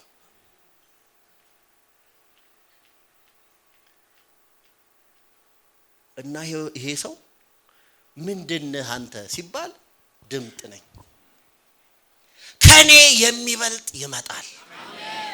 እኔማ የጫማውን ማዘቢያቺ ማሰሪያዋን እንኳን ለፈታ የማይገባኝ ነኝ። ድቅቅ ትሁታያችሁ ትቤቴ ጣለው ሰው ሳሮኖ ቅለቡ ጥፍሩ አድጎ እንደ እንስሳ አውሬ ሆኖ ሐሳቡ ዝቅ ዝቅ ማለት የሞት ድምፅ ሆኖበት ሲያመነጅክ ኖረ በዱር 7 ዓመት ከከበረው እንቁ ሰው ከሚሻማበት ለኔ ስትትና ባገኝ በዝችለት ጥማቴም ዘሎቴም ዝቅ ዝቅ ማለት መጎንበሴ ጠላ ድንገት ይሰበራል። እኔነት ሲበዛ ትቤትን ያደራል። እኔነት ሲበዛ ትቤትን ያደራል። ትቤትን ያደራል። እሱ ሊልቅ እኔ ግን ላንስ ያስፈልገኛል። በቤቱ ክብር ያለው እሱ ይላቅ። ስሙ የእግዚአብሔር ልጅ ኢየሱስ ነው። የቤተ ክርስቲያን ክብርና ማዕረግ ራስና አክሊል በእግዚአብሔርና በሰው መካከል ያለ መካከለኛ ፍጥረት ሁሉ የሚገዛለት ለርሱ የተፈጠረለት በርሱ የተፈጠረ ለሱም የሆነለት አንድ አለ። የእግዚአብሔር ልጅ ኢየሱስ ክርስቶስ ጌታ ነው። እሱ ከዘላለም እስከ ዘላለም ይላቅ። እግዚአብሔር ይባረክ። ዛሬ እዚህ የተሰበሰበው ሁሉ የእግዚአብሔርን ይቅርታ የሚፈልግ ነው። በእግዚአብሔር ዘንድ ተቀባይነት ለማግኘት የሚሻ ነው። ከኃጢአት ማንም አያስጥለንም አላስጣለንም። ነገር ግን በትንሣኤው ምክንያት እግዚአብሔር ኃጢአታችንን ይቅር አለን። እንኳን ይቅር አላችሁ። ይቅር በማለቱ መልሶ የማያስብ ምስራቅ ከምዕራብ እንደሚርቅ ኃጢአታችንን ከኛ አራቀ የሚል ኃጢአትን ደግሜ አላስብም የሚል ዲያብሎስ ነው ከሳሽ፣ ቅዱሱ መንፈሱ ወቃሽ። ወቅሶ ግን ወደ ንስሐ የሚመልስ ወደ ክርስቶስ የሚያሳይ አለኮ ተስፋ አለኮ መንገድ አለኮ ምህረት አለኮ የሚራራ ወደሱ ቅረብ ያጥባሃል የሚል በኃጢአታችን ግን እንድንናዘዝ የሚያደርግ በኃጢአቱ የሚጸና አይበረክትም፣ መሰበሩ አይቀርም። መንፈስ ቅዱስ የሚወቅሰው ግን ይጮሃል። አድነኝ ነን ይላል፣ ማረኝ ነን፣ ወደ አንተ መጣለው፣ ሸክሜን ከላይ ጣለው ብሎ ይመጣል፣ ይጮሃል፣ ይቅር ይለዋል። ምህረት ተቀብሎ የማይመለስ የለም። ወደ ኢየሱስ መጥቶ ይቅር ይላችኋል። አሁን እንኳን የምትከሰሱበት ያላችሁ። እነዛ ሁለት ሰዎች ቆመው በሉቃስ ወንጌል የምታውቁት ታሪክ ነው። ሲጸልዩ ወደ መቅደሱ ቀርበው ይያሉ አንደኛው ያቀረቀረ አንደኛው ደግሞ እንዲህ እንደምሰሶ የቆመ ነው። ካገላለጡ የተማርኩት ማለት ነው። አንደኛው ምንድነው የሚለው ዝርዝር ያቀርባል የሰራውን ስራ። እንደምታውቀው እግዚአብሔር ሆይ ፓራፍሬስ አድርጌዋለሁ፣ እንደምታውቀው እኔ አስራት እከፍላለሁ አላጓድልም፣ አንድ የቀረብኝ የለም። እኔ እኮ ለእግዚአብሔር የመንገሩ እኮ ነው የሚገርመው ከማድረጉ አስራት ከትንላይ በላይ እኔ ያው ደግሞ ቀራጭ ስላላረከኝ ምስጋናው የምስጋናው ርዕስ ቀራጭ ስላላረከኝ አዛብ ስላላረከኝ ምናምን አመሰግናለሁ ነው የሚለው። እንዲሁ ድንቅ እኮ የሚል ነው። ከዛ አንዱ እና ይልቁንም እንደዚህ ብሎ ወደዛ እያሳየ እንደዚህ ቀራጭ ስላላረከኝ አመሰግናለሁ ይላል። ይሄ ጸሎት እኮ ወደ ጎን የሚጸለይ ጸሎት ነው። እንግዲህ ጸሎት ተብሎ የቀረበው ማለት ነው። ያ ደግሞ ምን ይላል? ደረቱን እየደቃ ወደ መቅደሱ እንኳን ለማየት ድፍረት ሳያገኝ አቀርቅሩ እግዚአብሔር ሆይ እኔን ኃጢአተኛውን ማረኝ ማረኝ ይቅር በለኝ ማረኝ ይላል። እላችኋለሁና ከዛኛው ይልቅ ይህ ጻድቅ ሆኖ ወደ ቤቱ ተመለሰ ይላል። ኃጢአተኛ ነኝ ነው የሚለው፣ ግን እዛ እግዚአብሔር ግን ምን ይለዋል? ጻድቅ አርጎ መለሰው። የሚናዘዝባትና የሚተዋት ምህረትን ያገኛል። ኃጢአቱን እንኳን ይቅር አለን።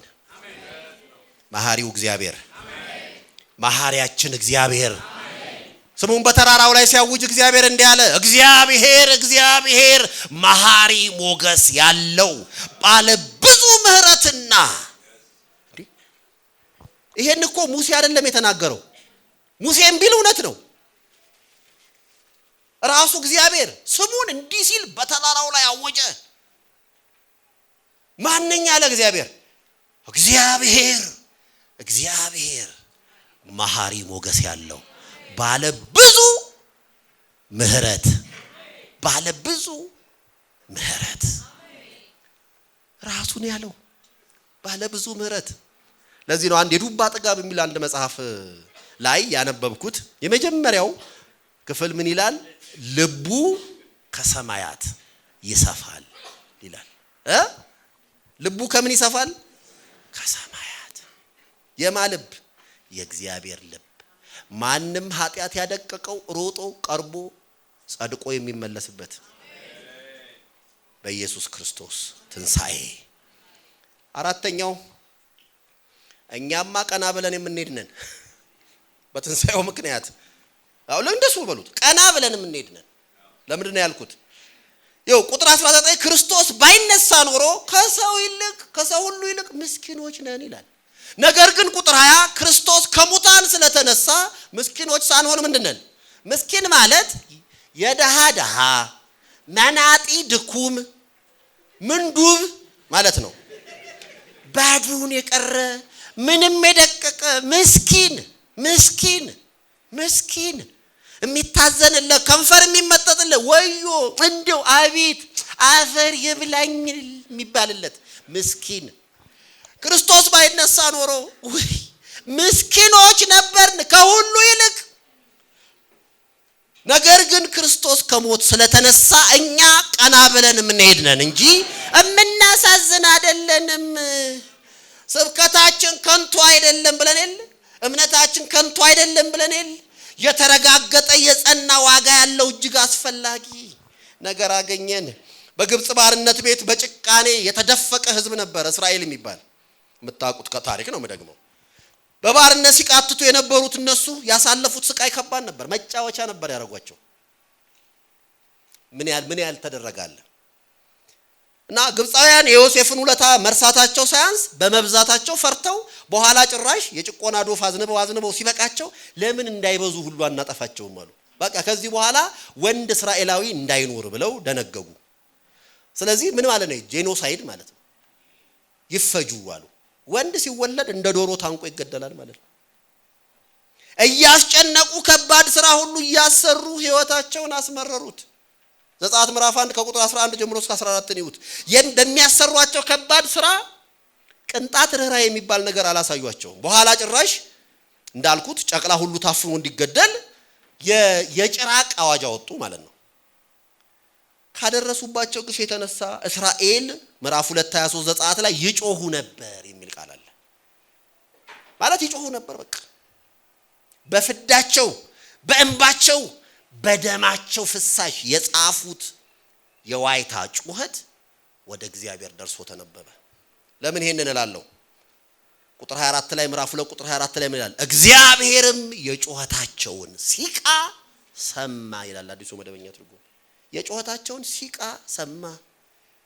ለአባታቸው ለአብርሃም እንደተናገረው ዘፍጥረት 15 ቅድም ያልኩት ላይ ጩኸታቸውን ሰምቶ አስገባሪዎቻቸው ያደረሱባቸውን ግፍ አየ። ከዛ ወረደ ይላል ራሱን ያለው ያደረሱባቸውን ግፍ አየሁ ይልና ጩኸታችሁን ልመናችሁን ሰማሁ። እግዚአብሔር ያያል። ደግሞ ምን ይላል? ቀጥሎ ምን ይላል? አድናችሁና እታደጋችሁ ዘንድ ወርጃለሁ ይላል። እግዚአብሔር ያያል። እግዚአብሔር ይሰማል። ለመርዳት ይወርዳል። እግዚአብሔር የተናገረው ለአብርሃም የሰጠውን ፈጸመ። ለይስሐቅ ለያዕቆብ በገባላቸው ቃል ኪዳን መሰረት ለእስራኤል የተሰጠው የተስፋ ቃል መፈጸም ጀመረ። በጭቆና ሲማቅቁ የነበረውን ሕዝብ በደስታና በዝማሬ ሞልቶት እናይና ቅስም ሰባሪ የነበረውን ግፍ በጌታ ቁጣ አንገቱን ሰበረው። እዛ ራሱን እየደጋገመ ማለት ነው። አንክቶ ጣለው። ማን ነው? እግዚአብሔር ስላለ ማለት ነው። ማን ነው? ያለቅም ህዝቡ አለቅም አልተለቅም። አዎ እንዴት እንደምለቅ አሳይሃለሁ አለውና እንዲያውም ኃይሌን አሳውቅብህ ዘንድ ለዚህ ነው ያስነሳውህ አለው። በቃ እንግዲያው ማን እንደሆንኩ እንዲያውም ይታያል ብሎ በግብፃን አማልክት ላይ ጭምር ፈርዳለሁ ባንተ ላይ ብቻ አይደለም ብሎ ድምጥማጣቸውን አድርጎ አሽቶ ለገለባ ሰጣቸውና ይሄን አይቶ እስራኤል ወጣ። ሲወጣ የኋላ እግዚአብሔር ለእስራኤል ልጆች ማዳኑን እያስታወሰ በምድረ በዳ ያላቸውን ዘሌዋውያን 26:13 ላይ እንዲላል ባሪያዎች እንዳትሆኗቸው ከግብፅ ምድር ያወጣኋችሁ እኔ እግዚአብሔር አምላካችሁ ነኝ ይልና ስሙኝ የባርነታችሁን ቀንበር ሰብሬያለሁ ብሎ ቀና ብላችሁ እንድትሄዱ አድርጌያችኋለሁ ይላል። አጎንብሶ እኮ በባርነት እንዲህ ሲማቅቅ የኖረ ነው። ቀና ብላችሁ እንደ ሰው እንድትሄዱ እንደ ህዝብ እንድትሄዱ አድርጌያችኋለሁ። የማንም መጫወቻ ከመሆን አድኛችኋለሁ። በባርነት የጎበጠ አንገቱ ከጭቆና ቀንበር ነፃ ወጣ። ይሄን የሚያደርግ ማን ነው? እግዚአብሔር ነው። ልክ እንዲሁ ክርስቶስ ባይነሳ ኖሮ ከንፈር የሚመጠጥልን ሰዎች ነበር። ነገር ግን ክርስቶስ ከሙታን ተነሳ። አሁን በቅዠት አይደለም የምንኖረው። አእምሮው እንደጠፋበት እብድ የሚታዘንልን አይደለንም። ክርስቶስ ከሞት ተነስቶ እንደ ንጉስ ለዘላለም በህይወት ይኖራል። መታዘዛችን ሁሉ፣ ፍቅራችን ሁሉ፣ ራሳችንን መካዳችን ሁሉ ምስኪን አይደለም ያደረገን፣ የሚያስቀናን ያደረገን። ክርስትና የሚቀናበት መንገድ ነው። መከራችን ጭምር ትርጉም ያለው ነው። አሁን እኔ እኮ በአንዳንድ ሁኔታዎች ያልተመነ ችግር እያለፍኩ ነው ብትል እሱ ራሱ ትርጉም አለው። ለምን? ቅዱስ ጳውሎስ ምን ይላል? ሁለተኛ ቆሮንቶስ ምዕራፍ 4 ቁጥር 17 ላይ ቀላል የሆነው የጊዜው መከራችን ወደር የማይገኝለት ዘላለማዊ ክብር ያስገኝልናል ይላል። this slightly momentary affliction እቺ በቃ ነካ ያረገች ምታረገን የሚያረገን ነገር ለምንድን ነው የሚሰራው? የክብር የዘላለም ብዛት ክብር ያመጣል ብቻ አይደለም የሚለው የዘላለም ክብር ብቻ አይደለም የሚለው የዘላለም የክብር ብዛት ማለት ጳውሎስ ቃል አጣ ለመግለጥ ክብሩን። ታዲያ ለምን ቀላል ይላታል እኛን ፈተና? ለክርስቲያን አንዳንድ መጠነኛ መረጥ እየተደረገ ትንሽ መከራ ነው የሚደርስበት ማለቱ ነው አይደለም። ከዛ ጋር ሲመዛዘን ነው። ሞትም ቢሆን ህይወትም ቢሆን ያለውም ቢሆን የሚመጣውም ቢሆን መላእክትም ቢሆኑ ልዩ ፍጥረትም ቢሆን የነበረው ምንም ቢሆን በክርስቶስ ኢየሱስ ካለ ከእግዚአብሔር ፍቅር ሊለየኝ እንዳይችል ተረድቻለሁ የሚለው በዚህ ምክንያት ነው። የዘላለም ክብር ተካፋይነት አለ። ከሱ ጋራ መከራችሁ ሲመዛዘን ምንም ነው የሚለን። ምን ያለ የክብር የዘላለም ብዛት ብሎ ከሁሉ መጠን ይልቅ ተመልከቱ የቃላት አይነት ያደርግልናልና ክብር ያደርግልናል ቢል እኮ ራሱ ድንቅ ነው፣ ከበቂ በላይ ነው። ይኸውልህ ግን ምን አይነት ክብር አለ? የዘላለም ክብር። ደግሞ ምን አይነት የዘላለም የክብር ብዛት በምን መጠን? ከሁሉ በሚበልጥ መጠን ያደርግልናል። ጊዜያዊው ምናችን መከራችን በዚች ድንኳን ሳለን ከብዶን ብንቃትትም የክብር የዘላለም ብዛት ተካፋዮች ሆነናል። የሚታዘንልን አይደለንም ማለት እንደሱ ነው። ሰይጣን ክርስቲያን በመሆን የእግዚአብሔር ልጅ በመሆንሽ ታዲያ ከሆንሽ እንዴት እንደዚህ ትኖሪያለሽ? ይሄንን ድንጋይ ዳቦ አድርግ የእግዚአብሔር ልጅ ተሆን ካላለው። አንድ ቤዝዬ ሲሰብክ ምን ይላል? እኛ አጥቢያ ዶክተር ቤዛለም የሚያሳዝነኝ ይሄንን ስብከት አሁን ሰይጣን አንዳንድ ቦታ ተመድረክ እየሰበከው መሆኑ ነው አለ። ክርስቲያን ሆነ መከራ አይደርስብህም፣ ክርስቲያን ተሆን ካትታ፣ ክርስቲያን ተሆን ካትራብ፣ ክርስቲያን ተሆን ከንተላጥልም እያለ ማለት ነው ስብከት አዘጋጅቶ። እስቲ ክርስቲያን ተሆን የእግዚአብሔር ልጅ ተሆን ካላለ ይሄንን ድንጋይ ምን አድርግ? ሰው ከእግዚአብሔር አፍ በሚወጣ ቃል ሁሉ እንጂ በእንጀራ ብቻ አይኖርም ተብሎ ተጽፏል። ኢቭን ሰይጣን ያልገባው ምስጢር አለ። ከእግዚአብሔር ጋር መኖር ዊን አይደለም። በሱ በቃ ተሰተናል፣ የሱ ነን፣ እሱ የኛ ነው። የሚያስፈልገንን ይሰጠናል። ምን ፈልገውን ሁሉ ባይሰጠንም ለምን እኛ አንዳንዴ እባቡንም ግንጡንም ስለምንፈልግ የሚያጠፋንንም ስለምንፈልግ የሚያስፈልገንን ይሰጠናል።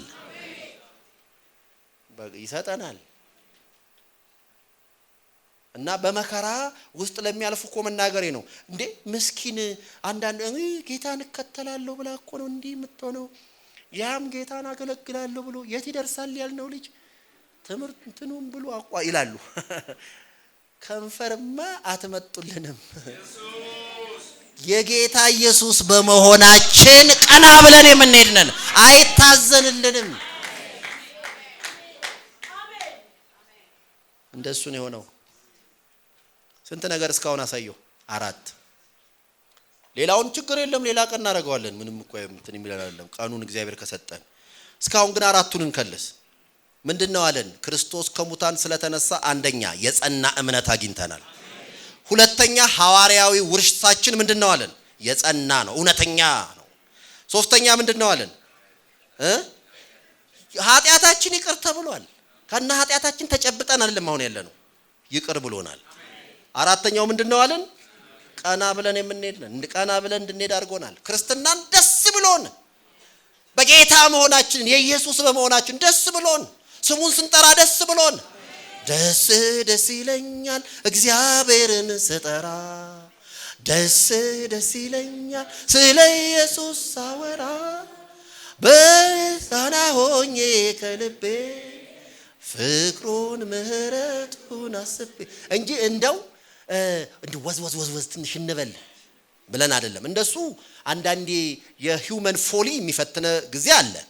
በቃ አንዱ ዝም ብሎ የስሜ ማረጋጊያ እንደው አባራው ጨሰ አይነት እንጂ ደስ ያለን እግዚአብሔርን ስንጠራ ስሙ መልካም የሆነውን የሚፈውሰውን እንደ ዘይት የሆነውን ስንጠራው፣ ገና ስንጠራው ደግሞ ስናመልከው ደስ ስለሚለን፣ ወደሱ ስንቀርብ ደስ ስለሚለን፣ እፊቱ ድፍት ስንል ደስ ስለሚለን ምን ነክቷቸው ነው ነፍረቅ ይላሉ። ገና ተንበረከው ምን ተን የሚመጣውባቸው ደስ ይለናል። የጠፉት ስናስብ ያሳዝነናል። ደግሞ የራሳችን ደካማነት ያሳዝነናል። እንደ ፈቃዱ አለመሆናችን ነዋ። ለዛ እኮ ነው ደስ ይለናል። ስሙ ባለበት ደስ ይለናል። በዚህ መሆን ደስ ይለናል። በዚህ መሆን ደስ ይለናል። ከሱ ጋር መሆን ደስ ይለናል።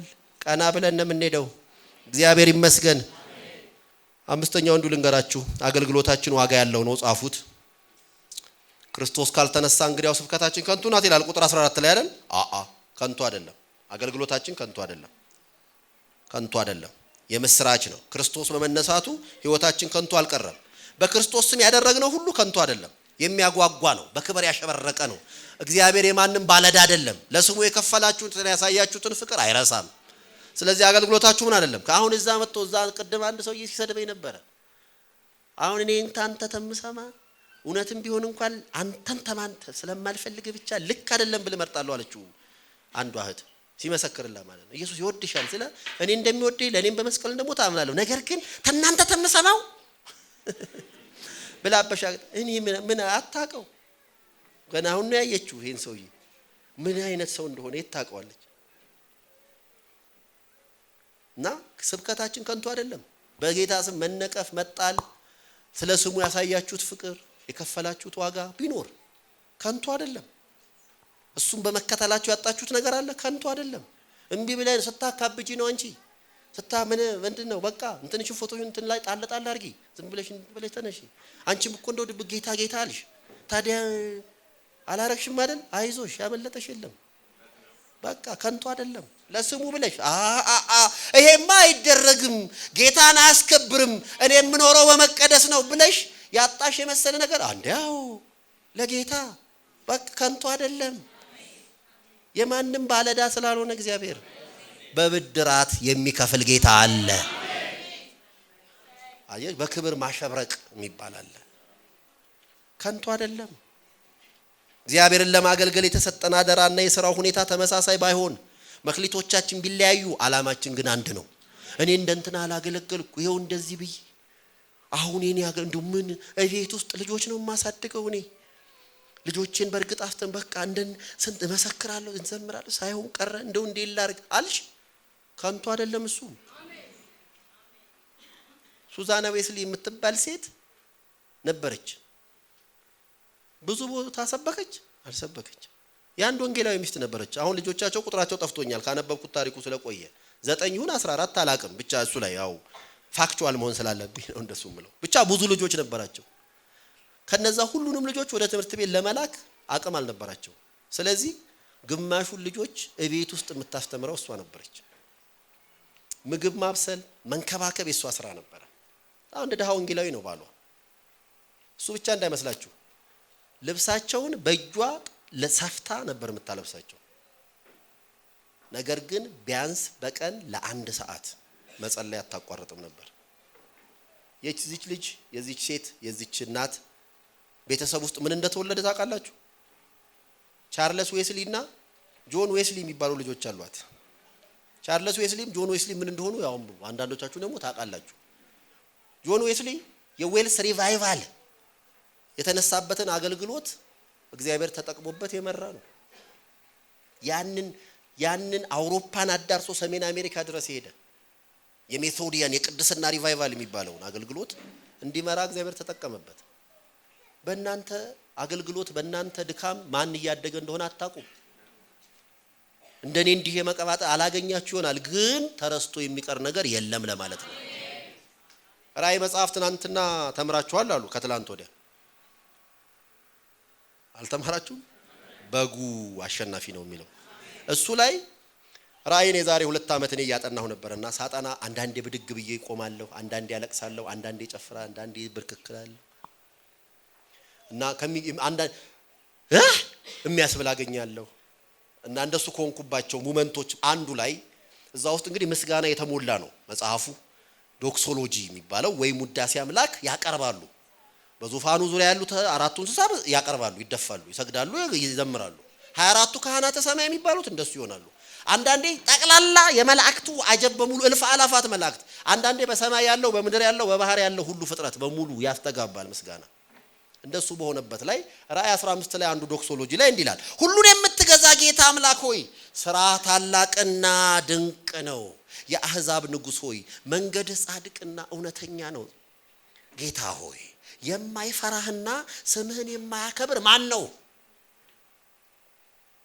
ማለት ሁሉ ምን ይለዋል ይፈራዋል ያከብረዋል እንዴራ የማያፈሩታል እስቲ ማን ነው እናያለን ማን ነው ይልና አንተ ብቻ ቅዱስ ነህና የጽድቅህም ስራ ስለተገለጠ አሕዛብ ሁሉ ይመጣሉ በፊትህም ይሰግዳሉ ይላል ኦኬ አይሁን ይሄ ምስጋና ነው አይደል ቀጥሎ ያለው ነው እንግዲህ ይሄንን የሚዘምሩት እዛ ካህናቱ ናቸው ተደፍተው ይልና ይሄንን እያሉ ይዘምራሉ ይላል ኦኬ ይዘምራሉ መሐል ላይ የዘለልኩት ግን አለ ምን ብለው ነው ይሄንን እያሉ የእግዚአብሔርን ባሪያ የሙሴን ቅኔና የበጉን ቅኔ ይዘምራሉ ነው የሚለው ቆይ የማቅኔ የሙሴ እዛ ሄዶ የመዘምራን የመዝሙር አለቃ ነው እንዴ ሆነው?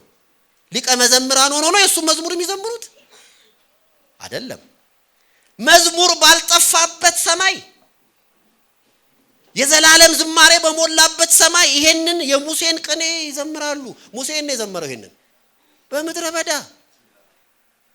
ያለ ኳየር ያለ ሙዚቃ መሳሪያ ይሄን ዘመረ።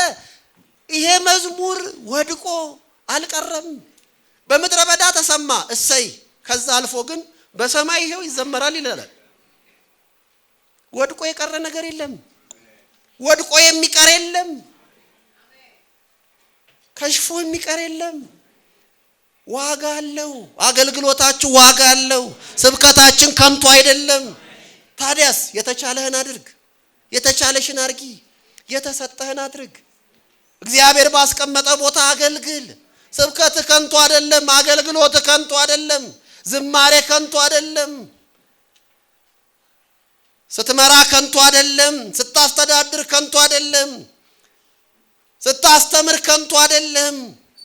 አንድ ሰው ቁጭ አድርገህ መጽሐፍ ቅዱስ ስታስጠና ከንቱ አይደለም። ፑልፒት በሌለበት ስትሰብ ከንቱ አይደለም።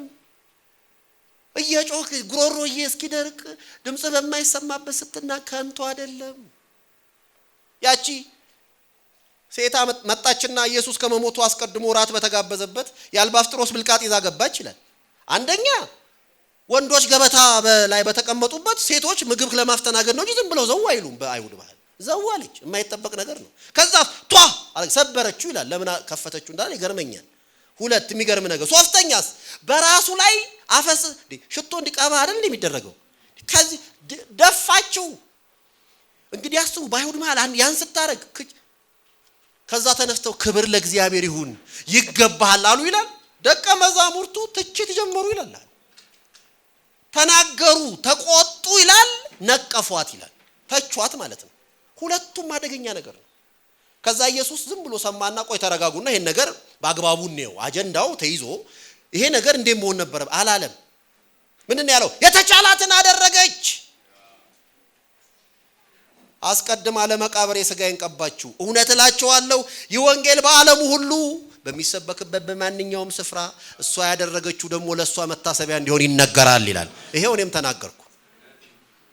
ወድጄ ነው ይዛ እስከደረስኩ ድረስ ይሄ ወንጌል ይሄ ከሽፎ ቀረ። ስትዘምር አግኝተናታል። መስቀል ተሸክማለች። ምንድነው ያደረገችው? የነበራትን ለጌታ ክብር አዋለች። ሽቷን ደፋች። ምን አለ በእጃችሁ? ስብከታችሁ ከንቱ አይደለም። ኢየሱስ ከሙታን በመነሳቱ መታሰቢያ ያለው ነው። ሐውልት ባይኖርህ ስራ ሲመሰክር ይኖራል። በእያንዳንዱ ቀን ታሪክ እያነበብን ብቻ ሳይሆን ታሪክ እየጻፍን ነው። ግን ምን እየጻፍን ነው? እግዚአብሔር ይርዳን። ሐናንያ የሚባል ሰው የሰጲራ አባል ነበር። ተቀስፎ ሞተ። ሌላ ሐናንያ ነበር በሐዋርያት ሥራ ላይ። እሱ ያለው የት ነው? ምዕራፍ 9 ምዕራፍ 28 ላይ ያለ የለም። አንዲት ቦታ አንድ አንቀጽ የተሰጠው እግዚአብሔር ማን ይልካል ወደሱ? ሳውል የሚባለው በኋላ ጳውሎስ የሆነው ምን እንዲያረግ እንዲያጠምቀው ሐዋርያት ጋር ይላካል እንጂ ጳውሎስ እዛ ነው የሚላከው ሳውል። ከዛ መጣ እግዚአብሔር ይነግረዋል፣ ወደ አንተ ይመጣል። አሁን አንተ እንዲታር ሲለው አረ እነሱ እኮ ያገደለ ያደረገው እንደማስቆ ኢየሩሳሌም ሰምቻለሁ ይላል። በቃ ወደ አንተ ይመጣል። ሐናንያ የሚባል ሰው እጁን በጫነበት ጊዜ ያያል አለው። ታውሮ ነው የሚመጣው አለው። እፊቱ መጥቶ ከዓይኑ ላይ ቅርፊት ወደቀ። እና እንዲህ ያላችሁ ነው መጋቢው ምልክት እየሰጣችሁ ነው። አረዛው እንዲህ በማዶ የምትወጣው ምን ላርግ ታዲያ? የመጋቢያቸውን እንዲያዩ ነው። እኔ ምንም አልልም። ለማንኛውም እኔ እየጨረስኩ ነው። ይሄንን ስሙኝ። ሐናንያ ታዲያ ምን ሆነ? ሲጭንበት ምን ሆነ ይላል? ከዓይኑ ላይ ወደቀ። አሁን አንድ ነገር ልንገራችሁ። እግዚአብሔር እዛ ጋር ሂዱና አንብቡት። እጅህን ስትጭንበት ያያል ሊለው ይችል ነበር እግዚአብሔር አይደል? ያለው ግን አፍዝዞ ያስቀራል። ምንድነው የሚለው? ሐናንያ የሚባል ሰው እጁን ሲጭንበት ያያል ይላል። ለሐናንያ እኮ ነው የሚነግረው እግዚአብሔር። ለሐናንያ ሲነግረው ሐናንያ የሚባል ሰው ሲጭንበት ያያል። ምን ማለት ነው? ለካ በዘላለም ውስጥ እግዚአብሔር የሳውልን የመጠራት እውነት በእግዚአብሔር እቅዱ ሲታሰብ ይሄ ሐናንያ እቤቱ በጸሎት የተጋ አንድ ደቀ መዝሙር እሱ እንዲጭንበት እግዚአብሔር ይሄ ነበር ፈቃዱ። ምንም ይሁን ምንም አሁን ጴጥሮስ ጋር ለሚላከው ይሄን የሚላከው እሱ ጋር ባለህበት እያገለገል ጽና፣ ባለሽበት በአገልግሎትሽ ጽኚ፣ ዋጋችሁ አይጠፋም። ክርስቶስ ከሙታን በመነሳቱ ለሕያው ተስፋና ለማይጠፋ እድፈት ለሌለበት ለማያልፍ ርስት እንደ ምህረቱ ብዛት ሁለተኛ የወለደን የጌታችን ኢየሱስ ክርስቶስ አምላክና አባት ይባረክ። ይሄም ርስት በመጨረሻው ዘመን ይገለጥ ዘንድ ለተዘጋጀ መዳን በእምነት በእግዚአብሔር ኃይል ለተጠበቃችሁ ለእናንተ በሰማይ ቀርቶላችኋል። ከሙታን ለተነሳው ለኢየሱስ ክብር ይሁን። ኃጢአታችንን ይቅር ላለው፣ ስብከታችንን አገልግሎታችንን ላጸናው፣ ጠፍተን እንዳንቀር ላረገን፣ ምስኪኖች እንዳንሆን ላረገን፣ በሱ ያንቀላፉ ሕያዋን ለሆኑበት ለኢየሱስ ለትንሣኤው ጌታ ክብር ይሁን። አጭር ጸሎት እንጸልይ።